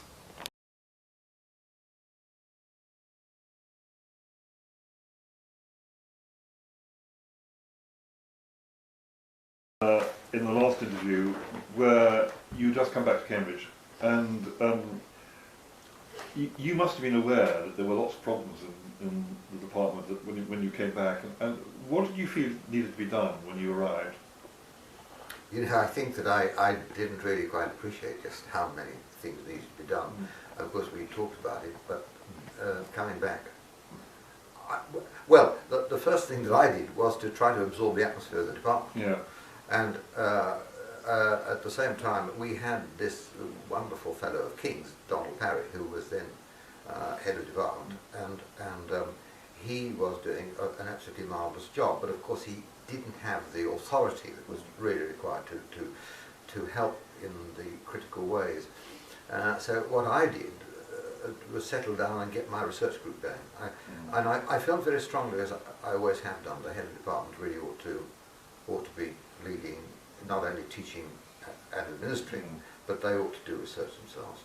And so my first priority was getting myself established. Yeah. And at the same time finding out what people wanted. What people didn't want was for the new, I was not then head. I left Donald in charge of the department. But it was pretty clear what people did not want. What people did not want was more neuroscience. And I think there was a real fear that I would have just taken the jobs that were going to become vacant in the near horizon of time, and fill them with my own kind. Now that's what one would do in a department of anatomy. That's precisely what you'd do. You'd strengthen one area, usually, well, one or two, but the head of department would have immense power to do it in the provincial universities. But I realised it would have been a disaster to have done a thing like that. So I tried to find out where the strengths and the weaknesses of the department were, what the people wanted as well, and what the feel for what is zoology. You see, you must realise that, as I said before, my only real experience of zoology was my A-level zoology. And it was a new world, and I think in many ways it was a good thing for me, because I came to the whole thing completely afresh. I knew little about the organismal biology, because after all, in medicine, it is always organismal. It's what it was, rather molecular. It became molecular. And I knew very little about, as it were, conservation biology, the words that were then just beginning to come into vogue. And one of the things I did then was to look around, and after much consultation with the department, informal, was to look around for someone who was not an ethologist because we were already very strong in ethology at Manningley, but someone that carried that area of the behavioural science in a slightly different direction. And I don't know whether it was you or who it was, but I've been told of a man called Nick Davis, who was at Oxford, and it possibly was you. Yeah. And he, I think, had been a Part 2 student of ours. Yes, it was. And I was going to Oxford to give a lecture, and I went to see him. And anyway, the upshot of that was that I managed to winkle him out in the sense that the department wanted that area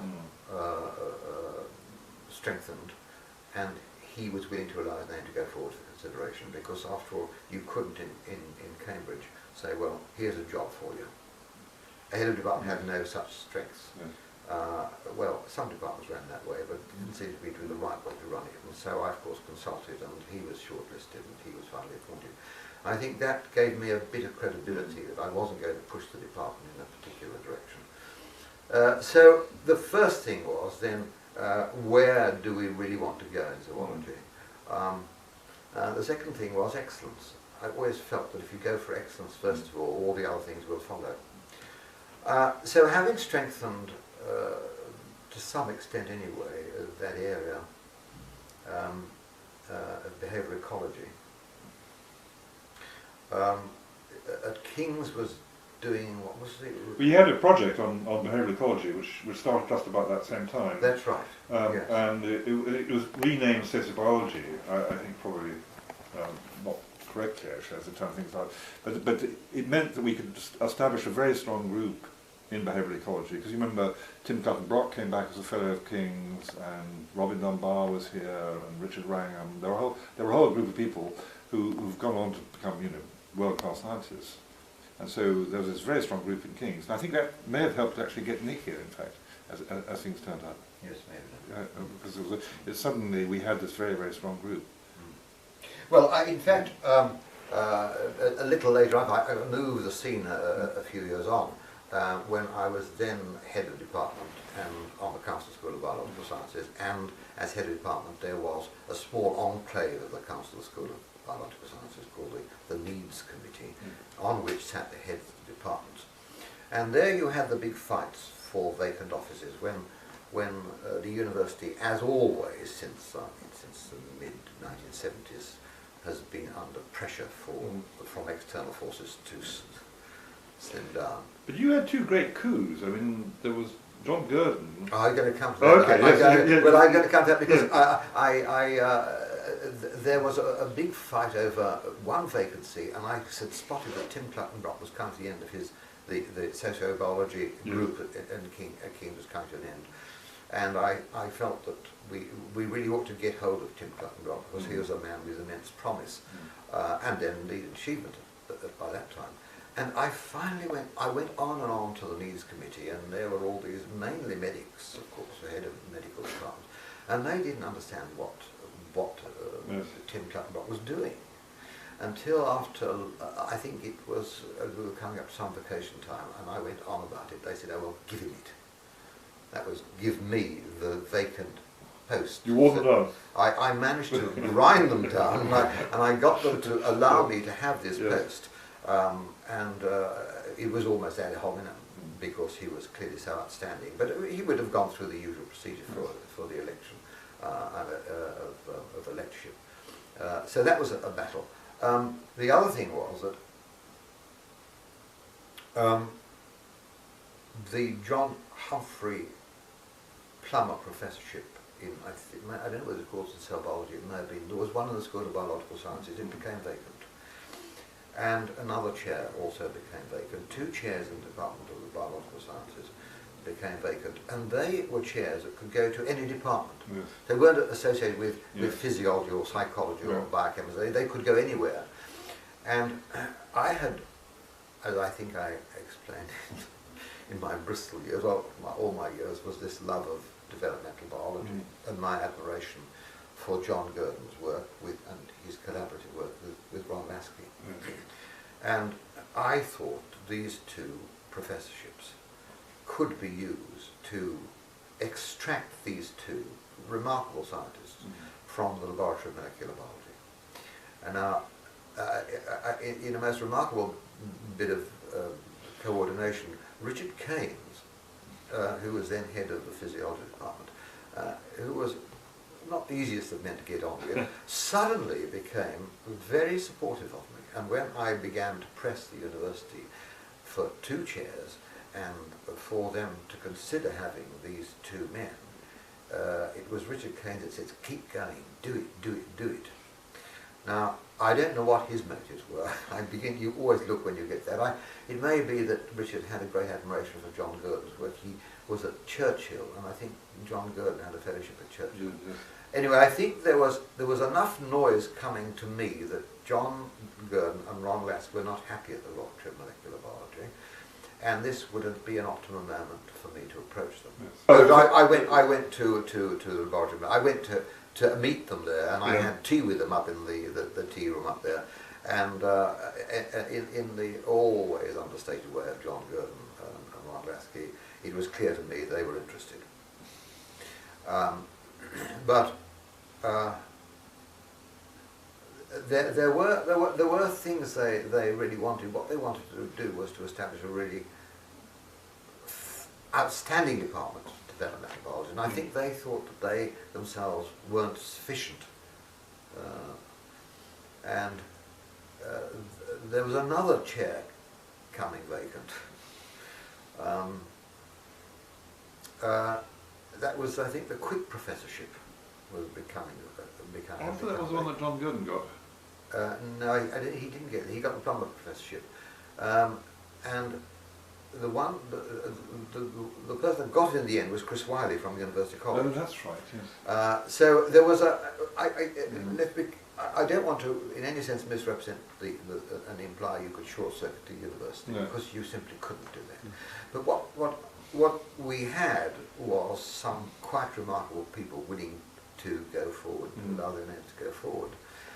And I remember Alan Hodgkin was on the panel of electors to the professorship, or more than one of them, and he was very enthusiastic about this. So in the end, indeed, the post was offered to John Gurdon, one to John and one to Ron Lasky, which enabled them to come together. They wouldn't have moved one alone. No. So good fortune, and they wanted to come to Department of Zoology.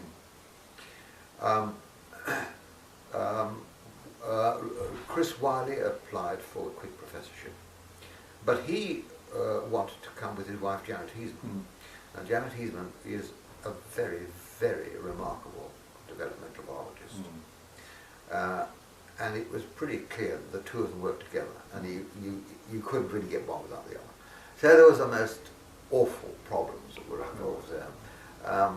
So Chris Wiley, I'm not sure which way round it came now, whether Chris Wiley was offered the job in the end after due process consideration, and Janet applied for a post that became vacant in the Department of Zoology. And there was great difficulties about that post because there was an internal candidate.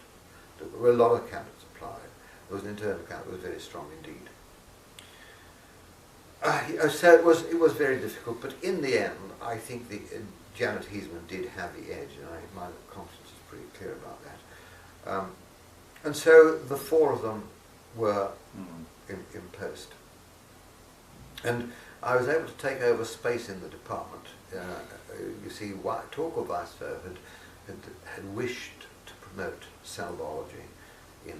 He saw cell biology as cellular, and perhaps molecular, but I don't know, certainly cell biology as a major potential for development of zoological sciences, which in that he was absolutely right. And he had brought a group in to promote that work. Bob Johnson ran it, and that work was supported by the Cancer Research Campaign. Well, by juggling bits of departmental space, and it was there if you sort of thought, what's the word, not quite tangentially, but in an original way about the use of space. So I managed to get space for Bob Johnson to move into. The Cancer Research Campaign gave, and I think welcome, but certainly the Cancer Research Campaign gave a very large sum of money for refurbishment of laboratories for John Gurdon and Ron Lasky, and so the thing took off extremely well. A little later on, we had the opportunity to appoint Mike Bate, I'm not sure which way the times were, but we now had Mike Bate, who was also a very remarkably distinguished young developmental biologist. And of course he had a fellowship, came to have a fellowship of King's. So we had this extraordinary cluster. It was my dream come true. I mean, I wasn't doing the developmental biology, but there were people of this remarkable caliber that were to do it. And that development brought the Department of Zoology up into really in the state of the highest possible level. It's not to say only because we had, in comparative physiology, we had Charlie Ellington, for example. I say distinguished, I mean by every meaningful use of that word, these people were distinguished, really distinguished. And Ellington, who worked on locust flight and really brought in a dimension of the way animals work. I mean, how does the physiological mechanisms are involved? And he, with Martin Wells, formed a marvellous group. Bob Boutillier a little later came in. So we got the strength within how do animals work, we had how do animals interact with their environment, we had how do animals ontogenetically develop with and of course we had evolutionary biology, but that needed to be strengthened as well. A little later on, of course, there were developments that I think affected the whole of the School of Biological Sciences by now. Not only had zoology moved up, we got Simon Laughlin in insect neurophysiology. And again, note that I didn't make any appointments in my own subject. I avoided it. And I suppose I could have benefited my own research more effectively, but it didn't seem to be the right thing to do. But so the department was now really very, very buoyant indeed. At which point it was clear that many people were after Ron Lasky. And many people were after John Gurdon, of course. But Ron Lasky was offered the professorship of biochemistry at Oxford, which he didn't want. But John Gurdon came to see me about this, and his anxiety was, how do we keep this remarkable man? And how did John keep him? And they developed this plan for getting more space by getting a building. That is the Wellcome, what was to become a Wellcome and Cancer Research Campaign building for developmental biology and cancer research. Now, that in itself was a big problem, because there had been attempts by me, for example, in the past to establish a neurobiology centre which would take people from neuroscience and plonk them into a centre. And I remember Alan Hodgkin being opposed to that on the grounds that you would just lose all your first-class people in neuroscience. You would bleed the departments because they'd be taken off to these very attractive new facilities. Well, here we were with John Gurdon making the same proposal. And we found a way around that, and the way around it was to ensure that anyone that worked in this new institute would also be a member of a department, zoology, biochemistry, anatomy, physiology. They could choose. But they would have obligations to those departments, teaching obligations. Their research contributions would be attributed to the department. So the department was actually gained. And that was a solution that is now the model for how we have these different interdepartmental facilities building up. From the Wellcome CRC spun off, that did develop the School of Biological Sciences, which required some persuading because they were frightened of this hemorrhage of talent in development biology. It didn't come about. We brought in new people. And then from that Wellcome CRC became the Gurdon Institute, and now the Stem Cell Research Centre that's recently been established. And all of those things flowed from Gurdon and Lasky and Heathman and Wiley coming to the department. So the department benefited enormously from that, and so did the whole of the university, I think. And other developments, so there was the department doing well, but meanwhile there were interdepartmental things to consider. if I may for a moment go back to the department, when I arrived we had 22 people reading, 28 people I think reading Part 2 zoology.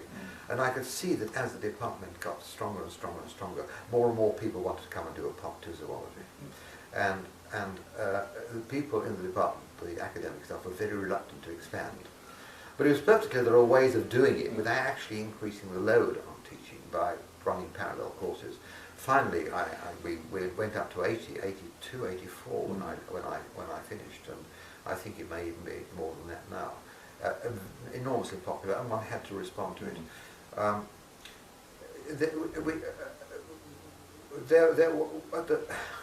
The words come tumbling about these developments. We in Cambridge were becoming stronger and stronger in neuroscience. In 1969, I had got a group of people together in different departments in response to then Science Research Council feelers to establish a neurobiology institute in somewhere in the UK. And we came together, met on Saturday mornings, and Oliver Zangwill chaired those meetings. I think you used to come to those meetings. These were planning meetings, how to create this institute that generated great hostility from the likes of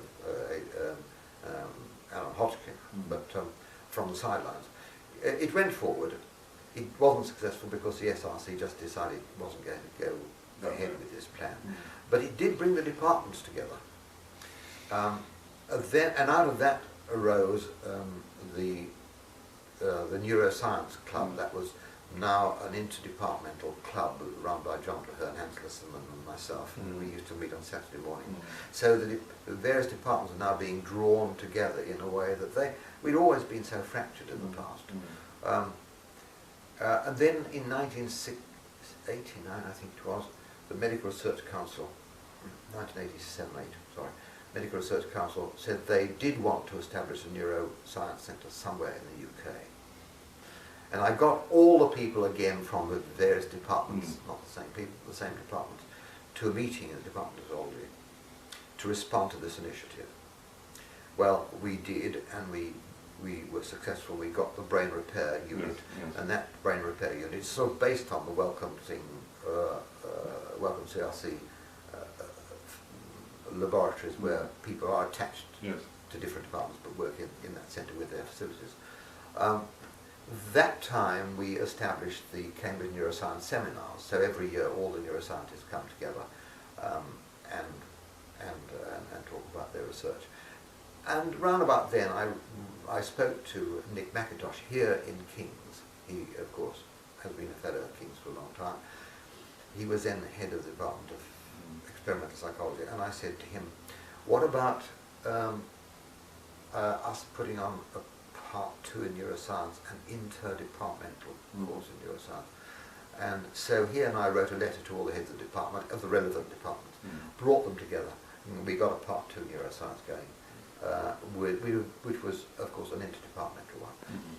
So those things were now beginning to flourish in an extremely exciting way.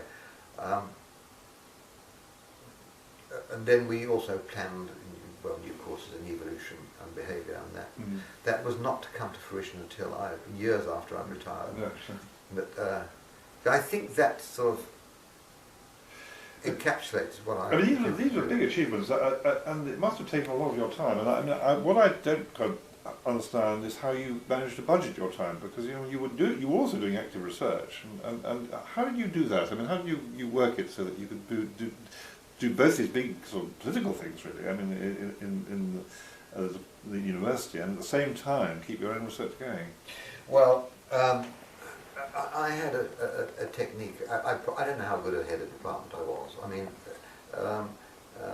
the fact the department flourished is a measure. I don't know, but I wasn't a head of department where the doors were open all the time.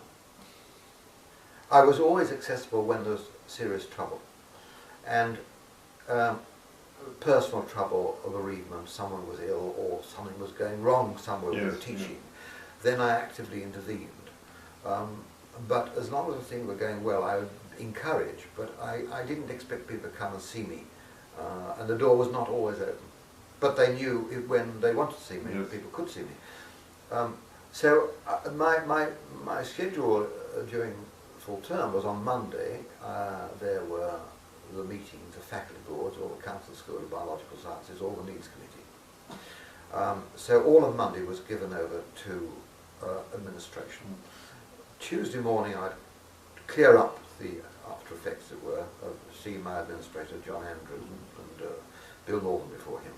And I would then go to the lab, my own laboratory, on the third floor in the zoology, simply disappear Tuesday afternoon. I would disappear, I'd be away on Wednesday, up there, come down to Tea Club. I did a bit of administration, half a day on Thursday.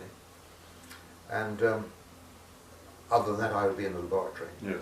People did not come to see me there. People were very good. There was one occasion when a senior professor came in while I was in my lab and knocked and opened the door, and he wanted me to sign a form. And I don't think I've ever actually lost my temper as head of department, but I was actually quite angry. I didn't want an intrusion. No. And he backed up and said he was terribly sorry. It never ever happened again. The only person I think who ever really accessed me was the Vice Chancellor. The Vice Chancellor wanted to speak to me then. I was on the end of the phone. But apart from that, that was. And on Fridays I used to go home. I used to stay at home and write papers, analyse data, and that was a pretty rigorous schedule of work. Weren't you lecturing at all? Yes, I did a heavy load of lecturing. When did you do that? It was usually, I think, in the Lent term. I found Lent term utterly exhausting. So I would, yes, I'm sorry, yes, of course, I have to teach in those days when I was teaching. Well, indeed, I was teaching, but and I enjoyed teaching enormously. Again, I did introduce a neurobiology course, and I absolutely love that. There's one thing I didn't mention about it, and that was the museum.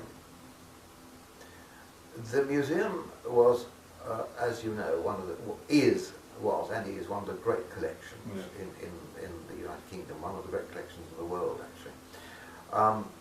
It was not being well supported by the university, and I didn't have very much resource to give to it, because very little was selective for the Museum of Zoology. It was a very extremely difficult time. The heads of department explicitly wanted to close it and disperse its contents around the country and send it mainly off to the British Museum of Natural History. And one day the professor of pathology was visiting me in my office in the department, and he was talking about dispersing it. And I said, "Have you ever been to the museum?" "No." He said, I said, what do you think it's like? Do you think it's like your museum? Well, his museum is in sort of was part of the library, and there were a few pots where you could see fetuses, abnormal organs and things like that, but that was all. He said, "Yes, it's like my museum, isn't it?" So I then decided to have a meeting of the School of Biological Sciences Needs Committee in the museum. And I arranged for the heads of departments to come half an hour beforehand for coffee, and I took them round the museum. Most of them had simply never been in there and were simply amazed by what they saw. And that changed the whole atmosphere. There was no longer any talk of distributing the museum and its component parts. There was then support for it, and finally Ron Oxburgh and I, who were very worried about the position of museums in the university, managed to get the General Board to agree that they appointed, I think they call a committee to look at all the museum facilities that existed in the University of Cambridge. And for 2 years or so, this little group wandered around all the museums in the university, across the humanities and the sciences, and made a report. It was sat on for some years, then it was acted on, and I think it's now the key operating factor that sustains our museums in the university. So that was a tremendous fight. Yes, yes, it was a tremendous fight. Sorry, There was another battle which was towards the end of your time as head of department, when the university introduced this new system of taxation, you know, the famous H8 or D8 or whatever it was, do you remember that account? Well, was you remember? Do you recall all the details of that? I mean, I do remember there was there was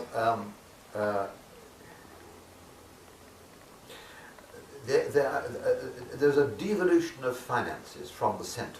yes. And the departments were charged according to their research. They were given a number of students, a number of staff, the staff-student ratios, and the amount of space they had, and the cost of the space, the income that departments were receiving from their research activities and so on. Now, zoology, what was peculiar about that was, if you did no research, you didn't get a deficit. And there was physiology, which had very little by way of income from research grants, happily balanced with a zero deficit, and doing virtually no research, and having a lot of staff with a minimum teaching, with a large number of students, but they used to give a lecture to natural scientists and medical students all in one course, a thoroughly unsatisfactory course for natural scientists to be taught about the human circulatory system. There were so many other things to learn about in physiology.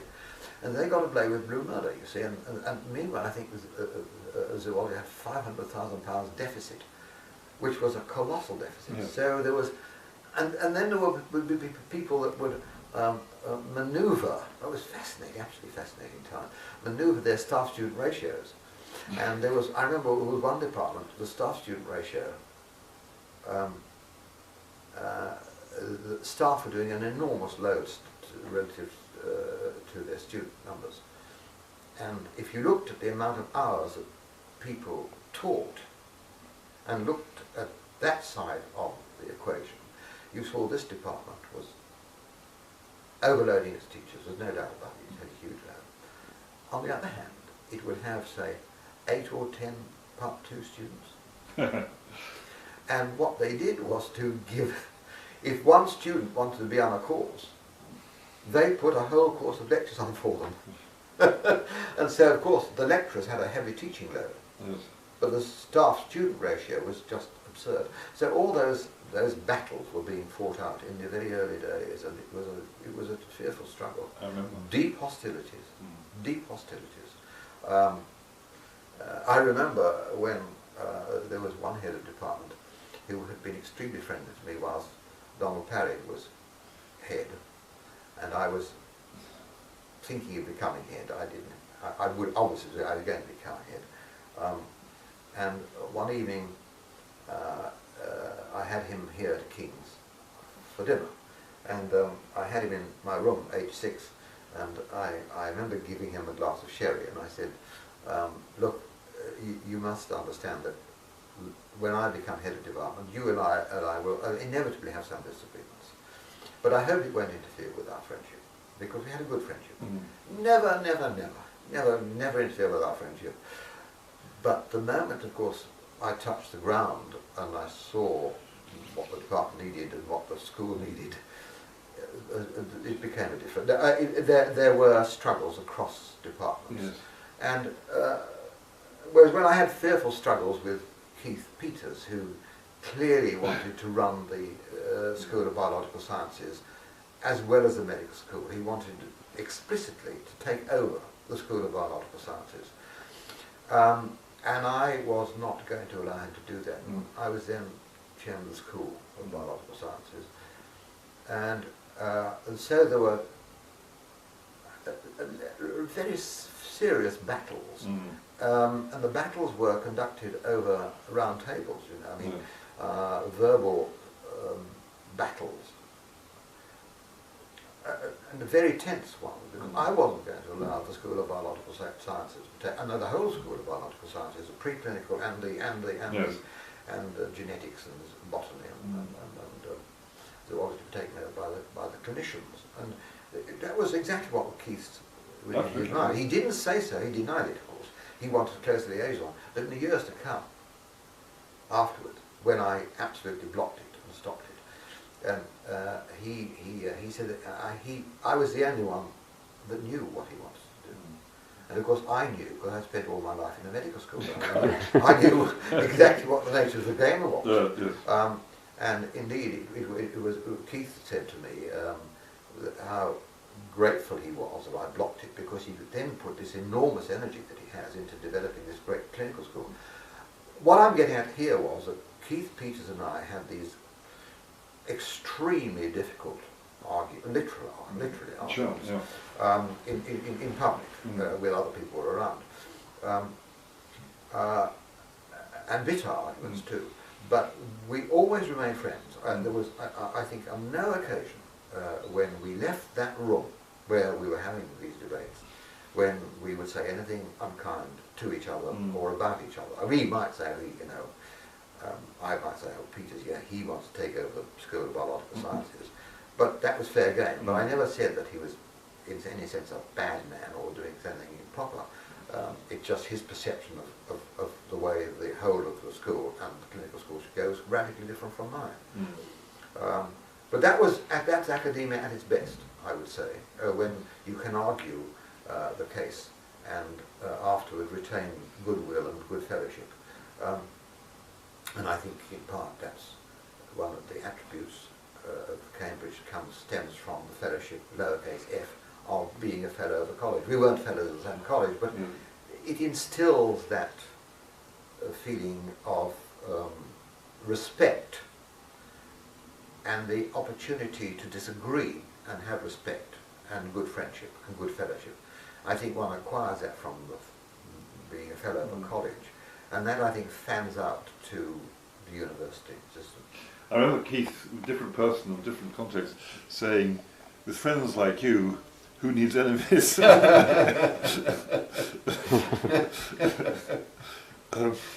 Let's move on. Can we touch on the BSc study, because that was actually after you ceased to be professor of zoology. I think that was. When was that? It was. Yes, that's right. That was early '90s, wasn't it? That was. That's why I reported it 2001. So it would be toward the end of the '90s. Yes, I was approached in December. A phone call from what is now DEFRA, was then the Administrator of Food and Fisheries, and asking me if I would do this because the Minister, Mr. Nick Brown, had sought in Parliament to set up a committee, sought through Parliament, set up a committee to look at the origins of BSE, bovine spongiform encephalopathy. And I had been, when I was on the Council of the Agricultural Food Research Council, I had been chairman of the committee that distributed financial resources to the whole of the effort into this transmissible encephalopathies, which is scrapie as well, or all of these generic diseases. So I was seen to be someone who knew something about it. It is not my field, of course, but I was approached to do it, and I said, well, that's a poison chalice. I need time to think. Well, they gave me 2 days to think about it, because the minister had to make a statement in the House of Commons that the committee had been appointed. He had to make that statement in the House of Commons by the end of the Michaelmas session in December. So I finally agreed that I would do it. Yeah, but I was I could have done it alone, or I could have, which I did do, was to look around and think who the people are that would be helpful and knowledgeable about these fields. And so the committee I appointed was entirely independent of any pressure, and it was entirely appointed by me. There was no one had. Was that at the same time as Nick Phillips was doing his report? No, it was afterward. Nick Phillips had reported, and that report had suggested that the origins of BSE was a mutation in cattle, possibly one animal. Yes. And there was much debate as to whether that was right or plausible. Right. And more to the point, he excluded scrapie as a source. And I mean, I don't know where the concerns came from, whether they were from OSI, Office of Science and Innovation, or from Food Standards Agency. I'm not really sure where the uncertainty came, but clearly the government wanted to have some update on what the current view was. Yes. And it was a strange task because I knew nothing about it. I got John Webster from Bristol. Yeah, I know. And John Webster, I knew John Webster at Bristol because I'd actually been on the selection committee that appointed him when I was at Bristol. He was a tremendously lively man, and he was so head and shoulders above all the other applicants for the job at the clinical veterinary school. That we appointed him, and so I knew him. I knew what I was getting, Yes. and I remember him saying, we were talking about the feeding of cattle, and he was going on about some changes taking place in the 60s, and it sounded all very technical to me, and he was going on about it, and I sat listening to him talking, and I thought, this is all very recondite. And then he talked about calves being fed, and I then suddenly sat up in my chair. I said, do you think there could be a sensitive period for eating infected material? And this was like a bolt out of the blue. I was listening, half listening to these technicalities, and then something clicked. And he said, well, I suppose that's possible. I suppose that's possible. And that was when we began to look into what happened to the diet of calves and found out that round about the critical time in the epidemiological time, there was a change in the way calves were fed. And they were then fed meat and bone meal. And whereas cows had been fed it before, cattle had been fed it before, they'd never been given to cows before. And suddenly it was given to cows before. And so that's when the idea of feeding infected material to calves might have been the trigger. And then the epidemiological evidence also began to fall into place. And when we did the calculations, knowing, when you looked at the number of, how long had meat and bone meal, it was thought by the Phillips Commission that meat and bone meal was a trigger and carried the infectious agent. So I then looked, how long had meat and bone meal been fed to cattle? Well, it'd been fed to cattle since the 20s, and possibly even earlier than that. If you then do some very rough calculations about the number of cattle in the world that have been fed on meat and bone meal, and you looked at the mutation rate, it would have to be a very remarkable, an amazingly rare mutation, a rare of rare mutations, until you get to a point at which you simply conjure a number up and say, well, it's a mutation anyway. And my epidemiologist from Oxford, who was a very bright and able woman, and she did some calculations and found out, you could invent any scenario when you get it. If you want a mutation, you can get one. Yes, right. The question is, why did it happen in England somewhere in the 60s or 70s, and never in the rest of the world that have been using the same technique? So we felt that, while you can't exclude it, we felt that really it had not been advisable to exclude scrapie. And I remember that's really all we said, it was advisable to exclude scrapie.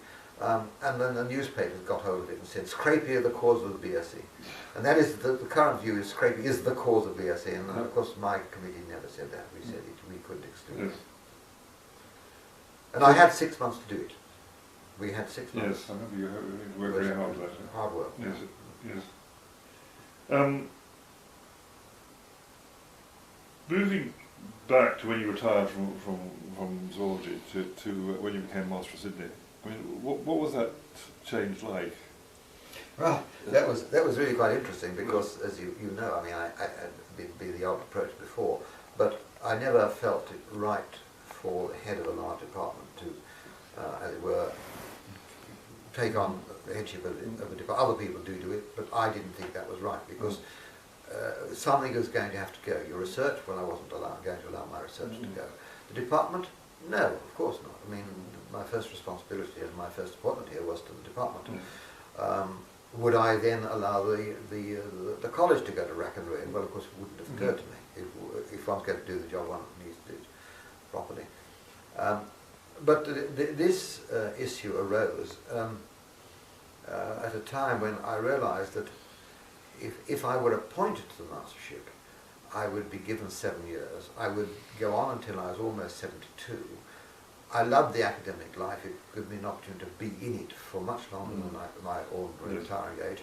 And the department wouldn't have suffered because it would have meant just 2 years. I was going to take 1 year off anyway on sabbatical. It would only have meant 1 year loss of headship of department.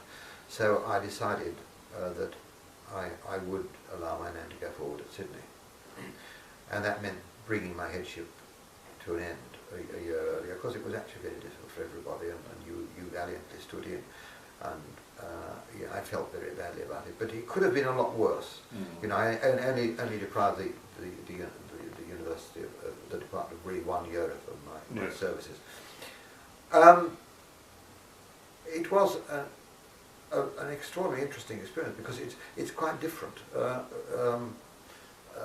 Being head of a college and head of a department, two radically, profoundly different kinds of activities. Head of a department, you not only have the right to say where the department is going, you have a lot of power to use to ensure it does go in that way. Now, the power in a university department is the power of space. I mean, some heads no doubt will short circuit. Well, you can't short circuit the appointments committee for appointments, but you can make it clear that you, the head of department, want this person, and it's difficult for an appointment to a committee to go against it. But even if you take a democratic position, and that is to say that it is a democratic process of selecting the best person in the right field and going to the appointments committee with the person you and the department want. The fact, and that sounds as if the department therefore is run from below. It sounds as if it's run from the staff. Well, it's not the case. The head of department has power, as I say, through space. And if the head of department is of so minded, he can ensure that more space is given or less space is given. And that, I think, is seen by the staff. And there is, I think, within the science departments, except perhaps one or two, an awareness that there is desirably a hierarchical structure. In a college, there's much less of a hierarchical structure. And in a college, you have to both reflect what the fellowship wants and at the same time guide it, and yet guide it without seeming to push it. And it's this balancing act between these two activities that is critical. Well, it's critically different from a department, and critical for running, not running, for being head of a house. And one thing I did when I went to Sydney, I took with me the King's notion of a centre, research centre. I thought it was an extremely good way of using the research fellowships on the grounds that every year there are a small number of fellowships given for research, postdocs and so on, or PhD, people come to the end of their PhDs. But I thought perhaps one or two of them might be taken out over a 4-year period and used for a particular focused project. And the fellowship, I had mentioned this in my interview. I'd been interviewed by the fellows, and I said, for example, one could do this, and I happened to mention a topic that seemed to me be crying out to be looked at, and that was one could see the Soviet Union was crumbling and had been crumbling, and you've got the post-Soviet states forming.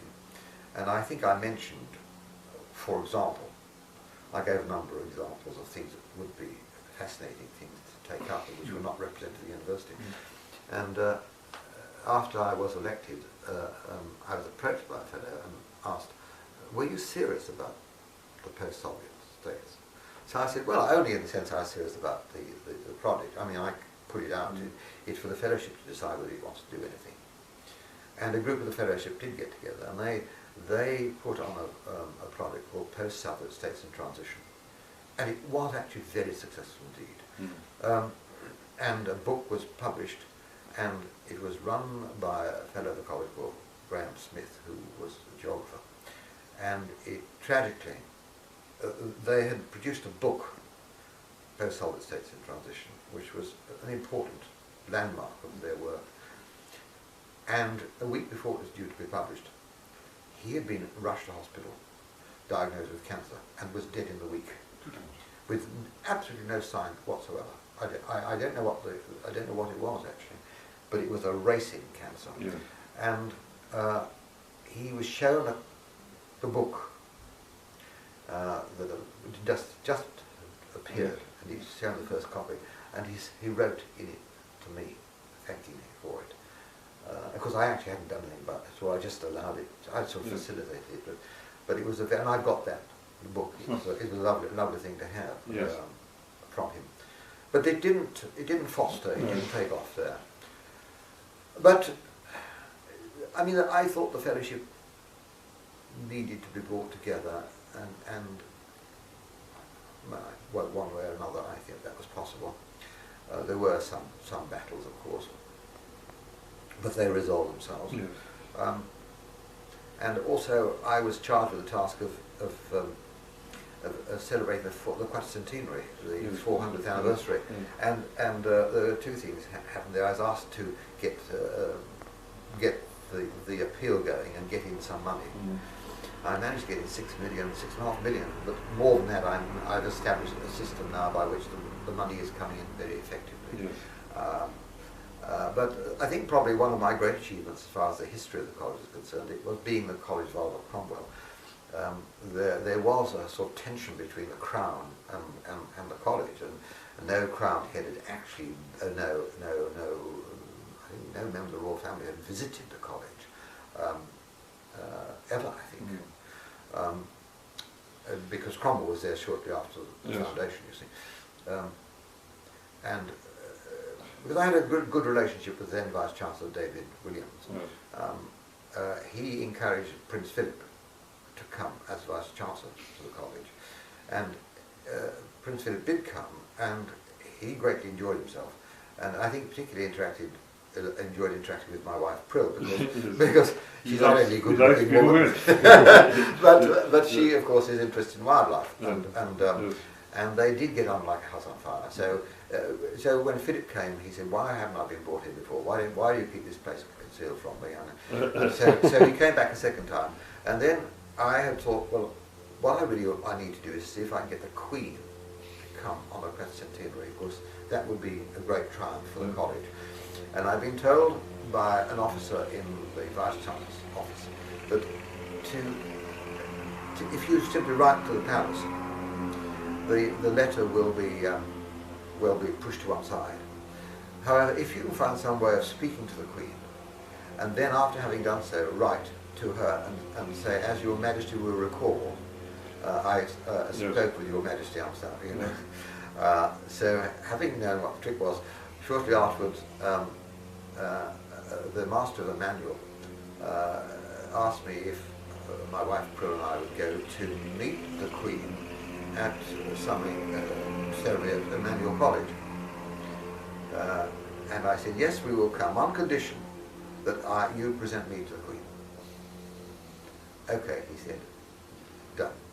So I did manage to work my way forward in the Durand tea. She was having tea, and he had no choice whatsoever to present me. And Prill, I immediately got onto it, you see, about the 1596 400th anniversary, and Queen Elizabeth I had in fact been instrumental, by being bribed with a lot of jewellery, I might add, to fund the college. And she said, "You are making life very difficult for me, you know." So I said, "Oh, ma'am, it's just been such a wonderful thing to have." And then she sort of drifted off, you see, and she turned to me and she said, "When is it?" And I said, "It's February the 14th. And she said, "Isn't that Valentine's? St. Valentine's Day?" I said, "Yes, ma'am, but you are welcome any time of the year." So I wrote to her, and she came. And of course, the historians in the college were really rather pleased about that, because they saw that as bringing full circle when the Cromwell debate brought to an end. So that and getting a building put up and getting the funds of the college, I think in a stable state there's what we call the 1596 Foundation, which I persuaded Kings to have its 1441 Foundation. That was a great success. And there's a thing called the annual giving, where you write out to all members of the community, not resident members of the college. To start with, they're very resistant. They all, you're always after our money, aren't you? Well, now they don't take that view at all. They just give it. They just give it.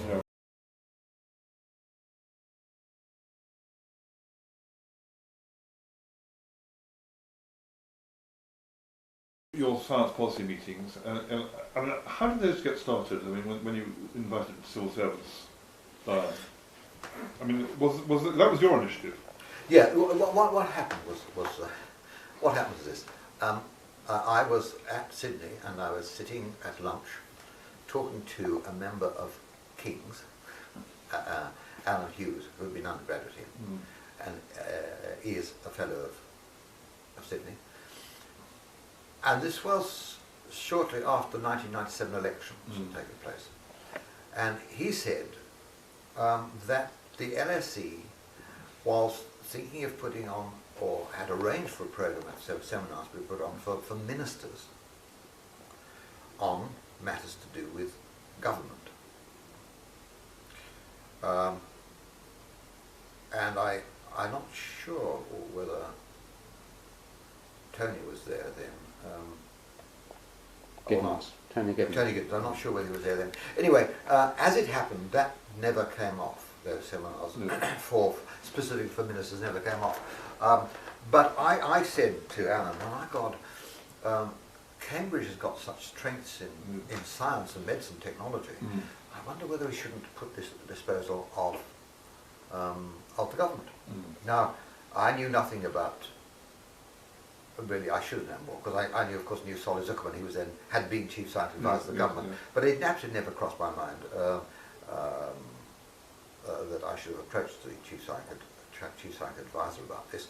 I mean, I just went off and I wrote a letter to the vice chancellor, Alec Brewers, and said, well, why don't we put? I forgot. It was a very simple letter about putting at the disposal. I'm not sure whether I said arranging seminars, but something of that sort. At the same time, I sent a copy of the letter to John Eatwell. Now, John Eatwell had just made president of Queen's and had just come on to the heads of Houses Committee, you know. And he was very effective on that committee. He spoke well and clearly, and he was a good communicator. And I thought, well, I'll send this letter to Alec Brewers, and I'll send one to John Eatwell, because after all, I was impressed by him. I liked the way he spoke up, and the clarity of thinking, and because he was a member of the upper house. Anyway. Yes. So I failed to get a reply, and one day I was walking with Alec Brewers after we'd been to a dinner together. This is such an extraordinary Cambridge experience, really. We'd been at a dinner together, and we were walking along Sydney Street, as I recall, and I said to him, you haven't replied to my letter. What letter? He said. I said, that letter about the seminars, you know, for ministers. And he said, I have replied. And so we actually stood on the corner of opposite Sydney, Sussex College, and we actually had a row. It was extraordinary. He and I, your job? No, the Vice Chancellor, Brewers and myself. He had been in post now for some months, and he and I were on this corner about 11:30 at night, having this rather vigorous discussion about his failures. And then he walked off in a real huff. And by the way, I hope this isn't going to be produced until after he and I are gone. He walked off in a real huff, and I rushed after him. I grabbed his arm and I said, Alex, if you can't listen to your friends, who can you listen to? So he said, yeah, I'm sorry. Next day he wrote and said sorry, he hadn't replied. But it was a ridiculous idea. We don't have the money. We can't do this sort of thing. It was a 3-liner. And I spoke to John Eatwell. I remember John coming across to see me at the lodge at Sydney, the Master's Lodge. And I showed him the letter, and I said, well, we can't move without the university support. And John said, yes, we can. Look, it won't cost us any money. They'll pay for their travel. You know. So I thought, well, yeah, I suppose that must be true. I had been thinking of doing it on a rather grand scale through the university. When I suddenly realised that, yes, of course we could do it. Yes. And yes, of course, he said, you know, all we'd have to pay for a sandwich lunches. Yes. So, and I think this is one of the remarkable things, it could only happen in a place like Cambridge and possibly Oxford. I don't see how it could, devolved university, where it's like a federation of states. Yes. And John and I then thought, well, who could we have on this committee beside ourselves? John being political economy, me being a biomedical scientist. So I wanted a physical scientist. So you had all the physical sciences, the engineering, technological, and me doing biology and medicine. And we thought we'd have a lawyer. So we had 4 heads of houses on it. We invited Dave King, who was Master of Downing and Head of Chemistry. We invited Bob Heppel, who was then Master of Clare and Professor of English Law, I think, anyway, law. And there was John and myself. So there were 4 heads of houses. And at that time, there was tremendous turmoil in the press about cloning, organismal cloning. Dolly the sheep had come into existence. And although John Gurdon had cloned a frog in 1962, or even earlier, I think, it didn't make headlines, but when it became a mammal, it became big news, and it was a matter of intense political, moral, ethical, religious debate. And so I drafted an abstract of a seminar on cloning. What is cloning? Yes. It was a single paragraph. John Eatwell phoned up a young lad called David Miliband. And David Miliband was then a very young man indeed, head of the policy group in That was the Institute for Public Policy Research. Not IPPS. No, he was head of the Prime Minister's policy unit. Sorry, later. Yes, that's right. Yes, because he had been with IPPS. I got to know him there. Yes, yes, that's right. Yeah, they joined the cabinet. They joined the cabinet office. Yeah. And John knew him quite well, very well. Yes. And in fact, he was responsible for giving him his first job, as he claims repeatedly to me, which is true, because David Miliband said so the other day when he was here.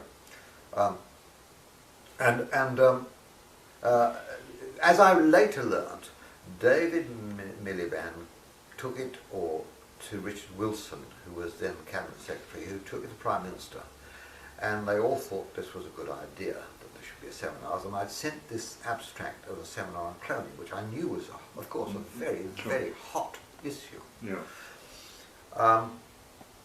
That Saturday, I saw headlines in the newspaper, the Prime Minister to consult scientific advisor. And I suspected it was us, and indeed it has been confirmed to me since. The scientific people who were going to consult was this seminar. Yes. So with that, we started it off, and we purloined money. This is another joyous thing. We were able to do this independently at the university. Yes. Each of us put in, I think, the only cost to us was putting on the sandwiches, because I got local people to speak at this meeting. John Gurdon. No, John couldn't. Martin Evans came, and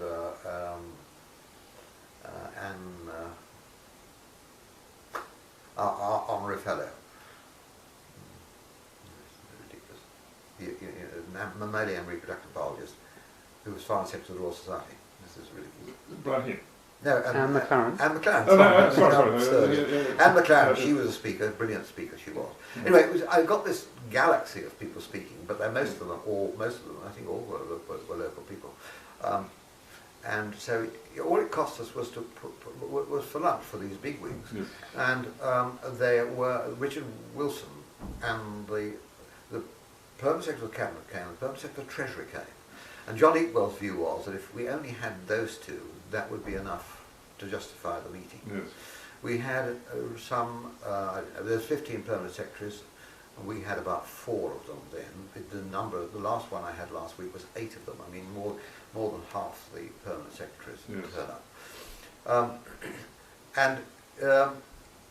So they came, and a minister came. I've forgotten which minister came. It was very successful. You could take from an animation and the interactions, extraordinary things, the social interactions. I insist that the coffee break is half an hour when there's no incursion, no speakers go over time. Yes. And that allows people to go and have coffee and mix. Yes, absolutely.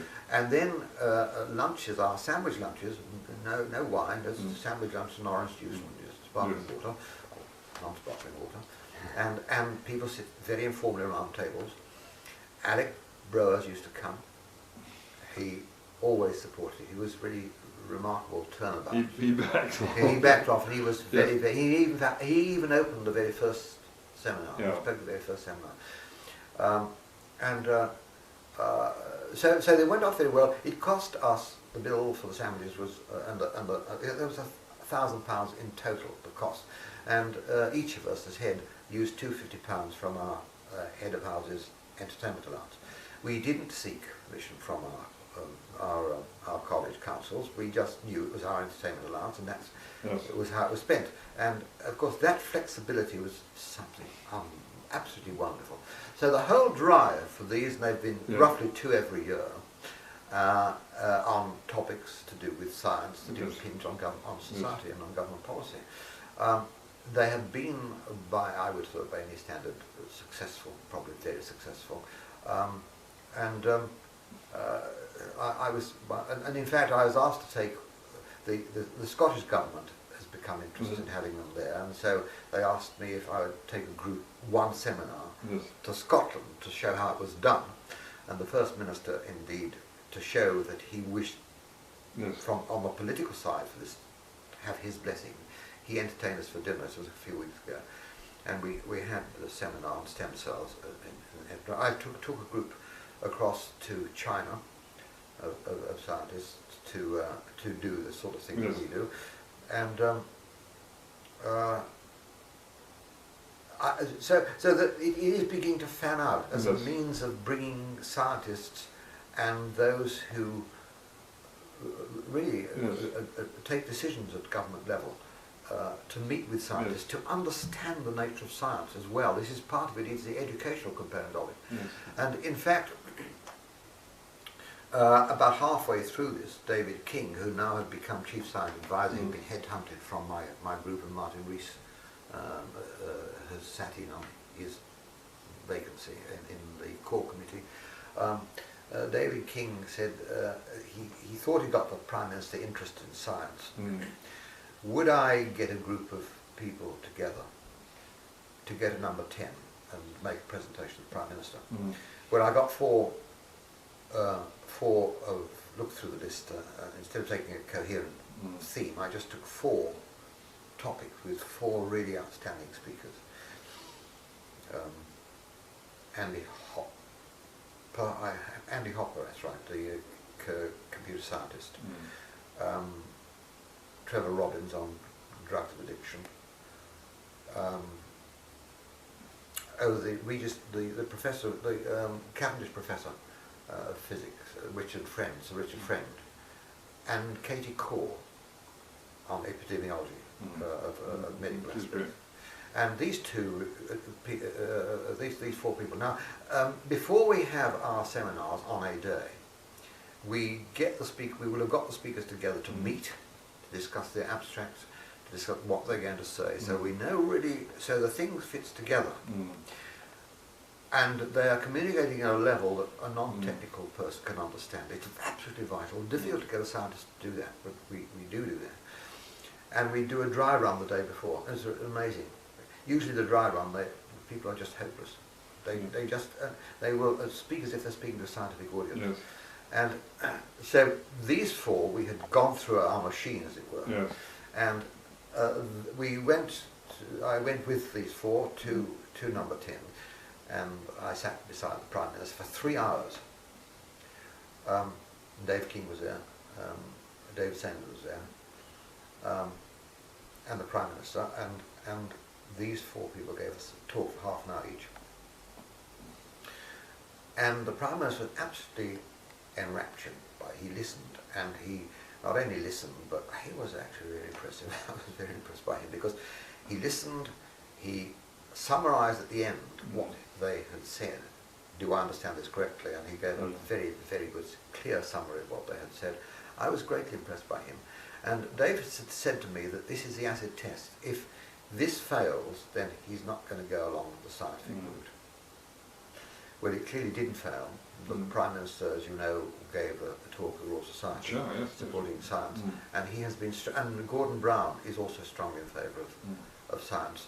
So, in part, I think it derives from this Cambridge University Government Policy Programme, where we not only do science, but we look at the ethical implications of science, the social, legal, moral.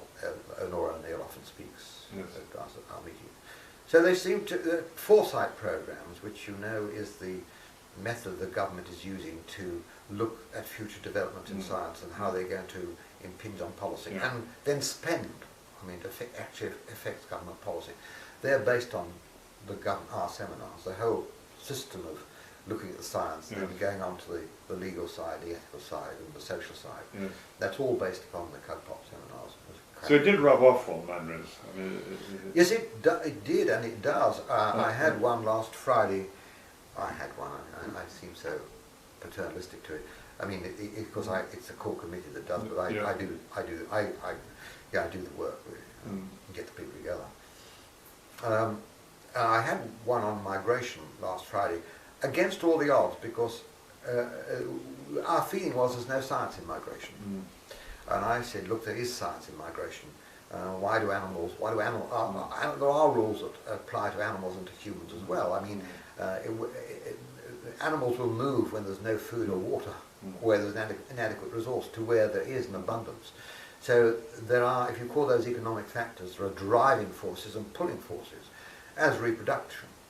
And there are parallels in human reproduction where you say, well, I want to bring my child up safely. What does that mean?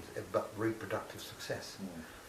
And you can use what's going on in biological sciences as a key to understanding what's going on in this dispersal migration of human populations. And we had the largest turnout of permanent secretaries ever last Friday. 8 out of the 15 turned up. And I'm getting letters flowing back. This morning I had to reply to them, so I'm a bit late. A very great appreciation for these seminars and requesting the slides and PowerPoint so they can distribute to their various departments. And in fact, the minister responsible chaired the general discussion and said he promised that he would take forward to government policy the outcomes of what had been presented that day. Who do you have as speakers? Oh, some people that we sort of. I usually phone up and start off from a course, spending a lot of time. So first, who are the best people in the field? Then, if I've got a serious choice, are they any good at speaking? And then I will come to the core committee and I say, look, I've got these names. So it takes often get input from core committee, like on the physical sciences from Martin Rees. Bob Heppel will suggest someone in law, and so on. So I managed to get these inputs, and then there's the problem of convincing the lecturers, especially migration. But someone who is talking about frogs and insects and birds is uncovering general rules that apply to humans, and convincing a social scientist that this is the case. I think it was the case. They went away tremendously animated by the discussions. You could tell the discussion was so animated. So I was thinking of closing it down, actually, because the amount of work that it entails on my part is enormous. But if there continues to be pressure from the government to want it, I'm prepared to go on doing it. I mean, when you started it must have been kind of treading on the toes of the chief scientific advisor at the time. Well, thereby hangs the tail. Yes, thereby hangs the tail. The chief scientific advisor, Bob May. Bob May, I had no idea what I had stirred up, because one day, when all was going well, and at the beginning of it, when we got the clear from number 10, yes, we got the date fixed, I got a phone call from the chief scientific advisor, Bob May. He just returned from transatlantic flight and was jet lagged. And he was much put out. And if I say that Bob May was cross, you will understand what I mean, because he is a man that's given to 4-letter words in abundance, given his Australian origins. Whereupon, what he did was to introduce me to the fact that, as if I needed an introduction, I come from Australia, he said, which meant he was now going to abuse me down the phone, which he proceeded to do. And there was this dreadful row between the two of us. And I kept saying to Bob, he said, "You're undermining my position in government. Why didn't you approach me?" I thought, well, if I'd approached you, you'd put it at the bottom of the pile, of course. But and I was undermining his position. And I said to him, "Look, Bob, I think you're jet lagged. I think you ought to go home and phone me up tomorrow." Try to be placatory, and he said, "Yes, sir, you're quite right." And then on he went once again. It was dreadful. It was dreadful. It was dreadful. Some weeks afterward, I got a charming letter from him, quite a long letter, saying he was very sorry he'd blown his top, that in fact I'd strengthened his position in government. I don't know how I'd strengthened his position in government, but to give him immense credit, he always came to every seminar. He came as when he was Chief Scientific Advisor, and he came as President of the Royal Society. Yes. Every President of the Royal Society has been to the seminars. Yes. Aaron Klug came, and then he came, and then of course Martin comes, because he's on the committee. Yes, yes. Well, congratulations. Story. Yes. Always there. Can you say anything about the current inquiry you're doing for the Academy of Medicine? Yes. For the what? Academy of Medicine, sorry. Oh, yes, right. Yes.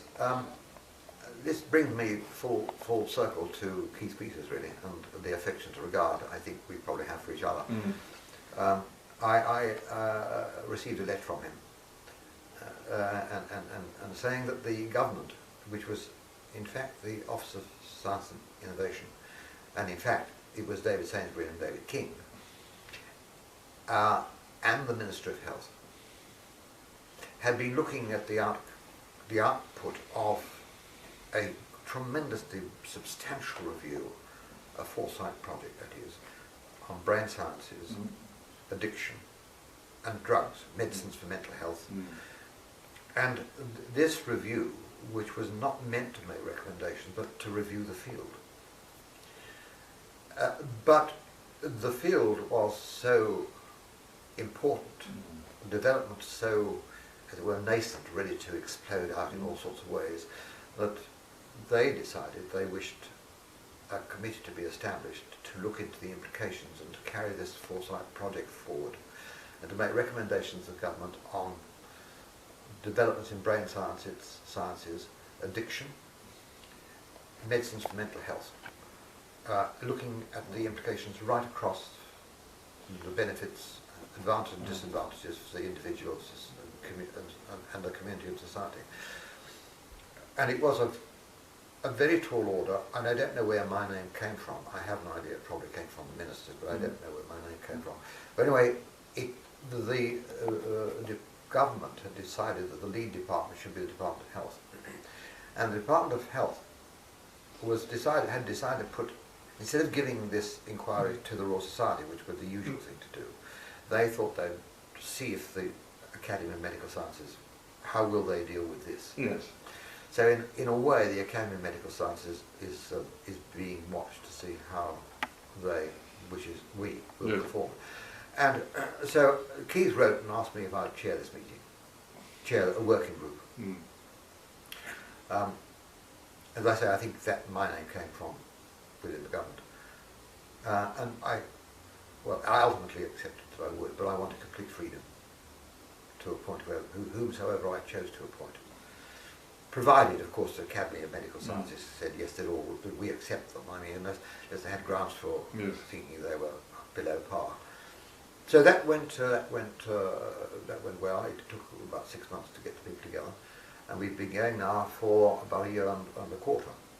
And I'm hoping that we'll report by the end of the year, but it's going to be quite a difficult job.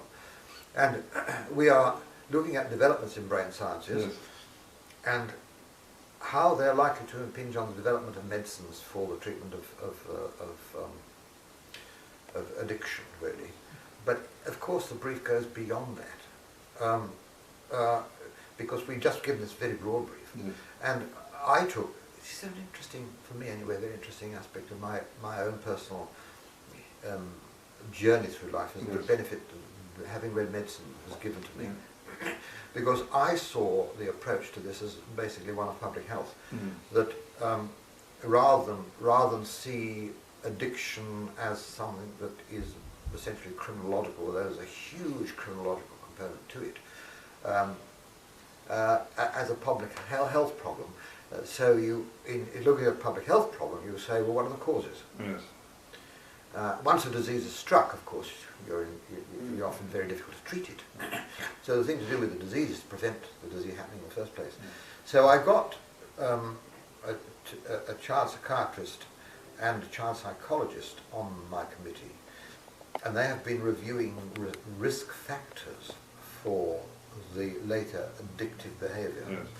And that's been is being an amazing voyage, and it will have, I'm quite sure, implications right the way through government policy. And I have already submitted an interim report, which I've drawn the attention, and I gave a talk to a cross-government meeting of ministers last December, and the minister who chaired it wanted my report so she could act on it, and I said, well, you can't have it because I can't report for another year, until the end of the year.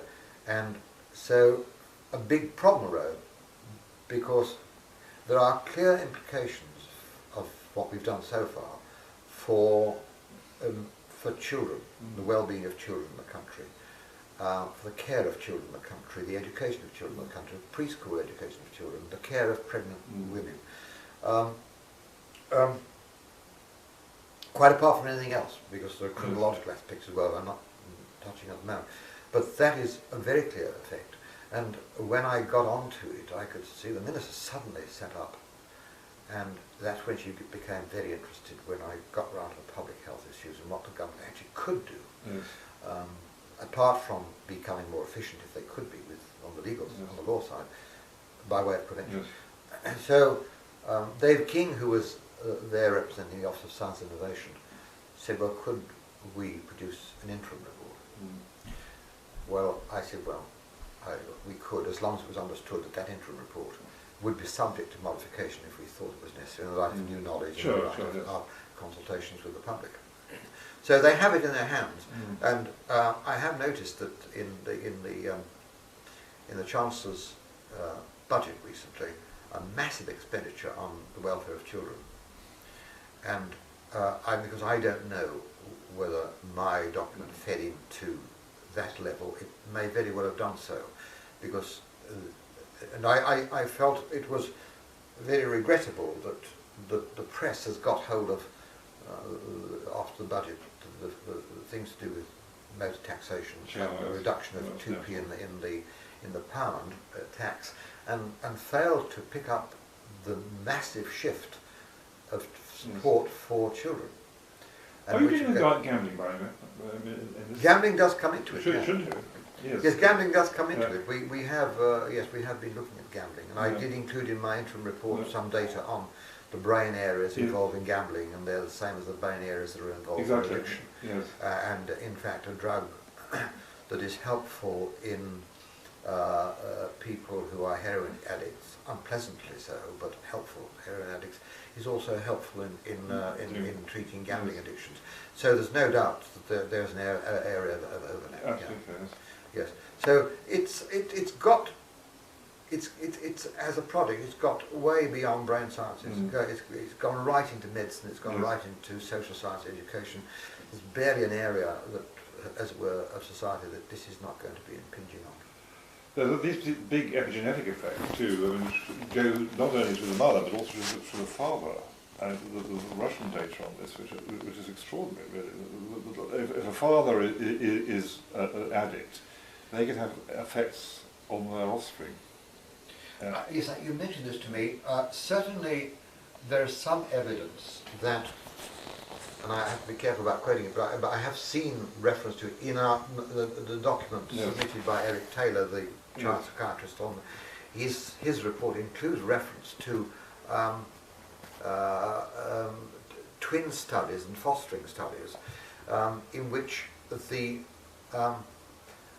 behaviour of the genetic parents, by the way, in respect of drug taking, is a larger determinant of their offspring's behaviour in drug taking than their foster parents.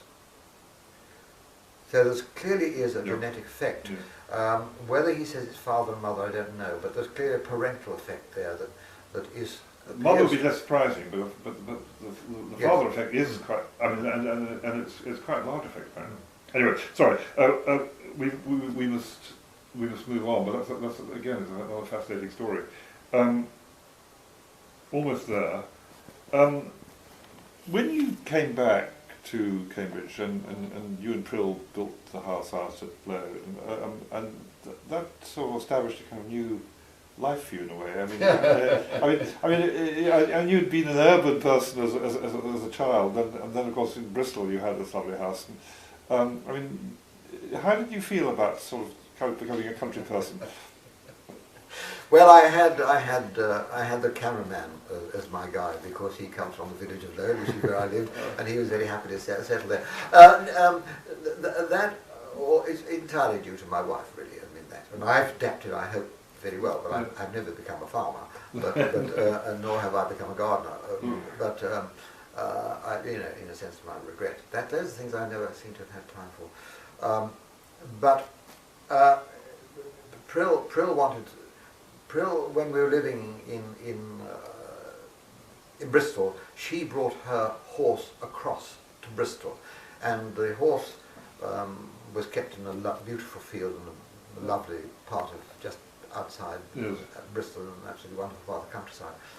And when we came to Cambridge, we parked the horse in some field outside Cambridge for a time while we lived in Cambridge, and then Prill was looking for somewhere and said she always had wanted to live in a home where she could get up in the morning and see her horse in her own field.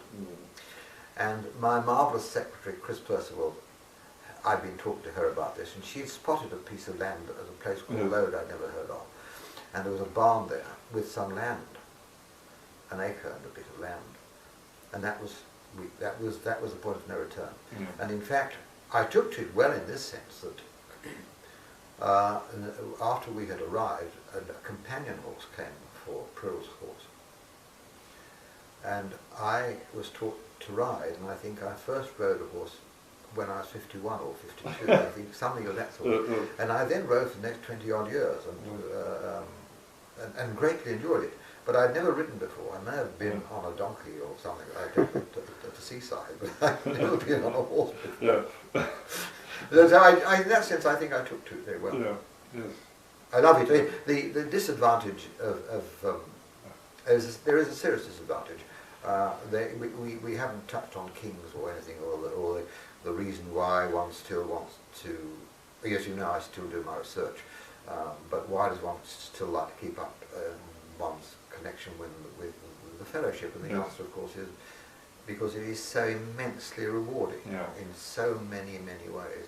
The disadvantage of living out in the countryside, of course, is that if you've had a glass of wine, I don't drink and drive, and so I would go home by bus, and then they've changed the bus schedule, you see, so I can't go home. I have to go home by taxi. Well, they've improved it by dropping off some of the buses that I would have conveniently taken. So I have to take a taxi, and that's more expensive. So that is a constraint that I regret. But apart from that, it's wonderful to live in a completely different world. It's a truly different world. Our next door neighbours are farmers, and really are farmers. They've been farmers for generations, and they're not rich. They're tenant farmers. So we mix with a completely different group of people, and that's broadening. It broadens one's horizons in the best of all possible ways. We could perhaps come back to Kings again, but I wanted to ask you a rather more personal thing. I mean, you've been extremely ill on a number of occasions. And, I think you jolly nearly came close to dying, and yet you bounced with incredible vigour. And I mean, what drove you through that? I mean, was it just sort of that you recovered your sense of wanting to do things? I mean, or was it even motivating? I mean, that you'd had these very nasty experiences and Charlie nearly died. I mean, yes, I did nearly die on a couple of occasions, or maybe three actually, in that decade of the 1990s, never having really been ill all my life. And one occasion was I was very lucky to be alive, because I had a massive hemorrhage. I can say one thing that before I answer you directly. I never turned to religion. I was really true to myself. Yes. I never, although knowing that I might very well die, I never actually felt, this is the moment I better get myself converted to Judaism properly, or something like that. Yeah. And never actually crossed my mind. And I've always thought, well, I hope that if on my deathbed I do something funny like that, everyone will understand that it doesn't mean anything at all, that it's just yes, you're absolutely right. But that didn't happen at all. My concern, I was really concerned about Prill and my children. That really concerned me about their sense of loss, yes. Because they inevitably would have felt that. Was I driven? There was only one occasion which I was driven, and that was Prince Philip was going to come to Sydney formally to open a building for which I had obtained the money. And so I'd found £2.5 million, and we got this building designed, and we spent a lot of time on it, and it's a very handsome little building. All-purpose for undergraduates, music, and seminars, and all sorts of things. And the Queen had unveiled the foundation stone in 1996. And there it had been, you see, until the Prince was going to come in, I think, March of 1999. I was going to retire as Master in July 1999, and I was very keen to be present. And Tim Cox was my physician, and he did everything he possibly could. That was the worst of all my illnesses. So that was certainly a driver. I did want to be there, and I did manage to get there. I don't know, perhaps, actually, there was anything as dramatic as a driver, perhaps even then.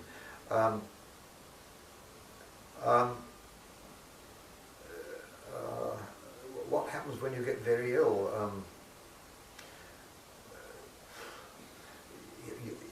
If you're very ill and get very weak, then you lose interest in a lot of things, and you see your family, which is the thing that gives you pleasure, and thoughts about your close friends. But other things, the cerebral function is not adequate to cope with things beyond that. And as one gets better, one's intellect begins to tick over again, and really you become not a super self, but you become yourself.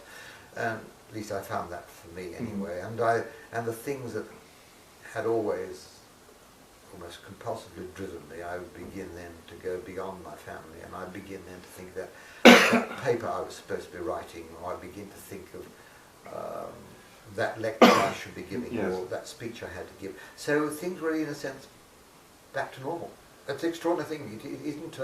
It isn't a force that says, I'm going to survive. If you're that, well, I suppose I was that kind of, when in a state of survival, I want to go and do the things I want to do. I was going to say, because I mean, some people would give up. I mean, suddenly they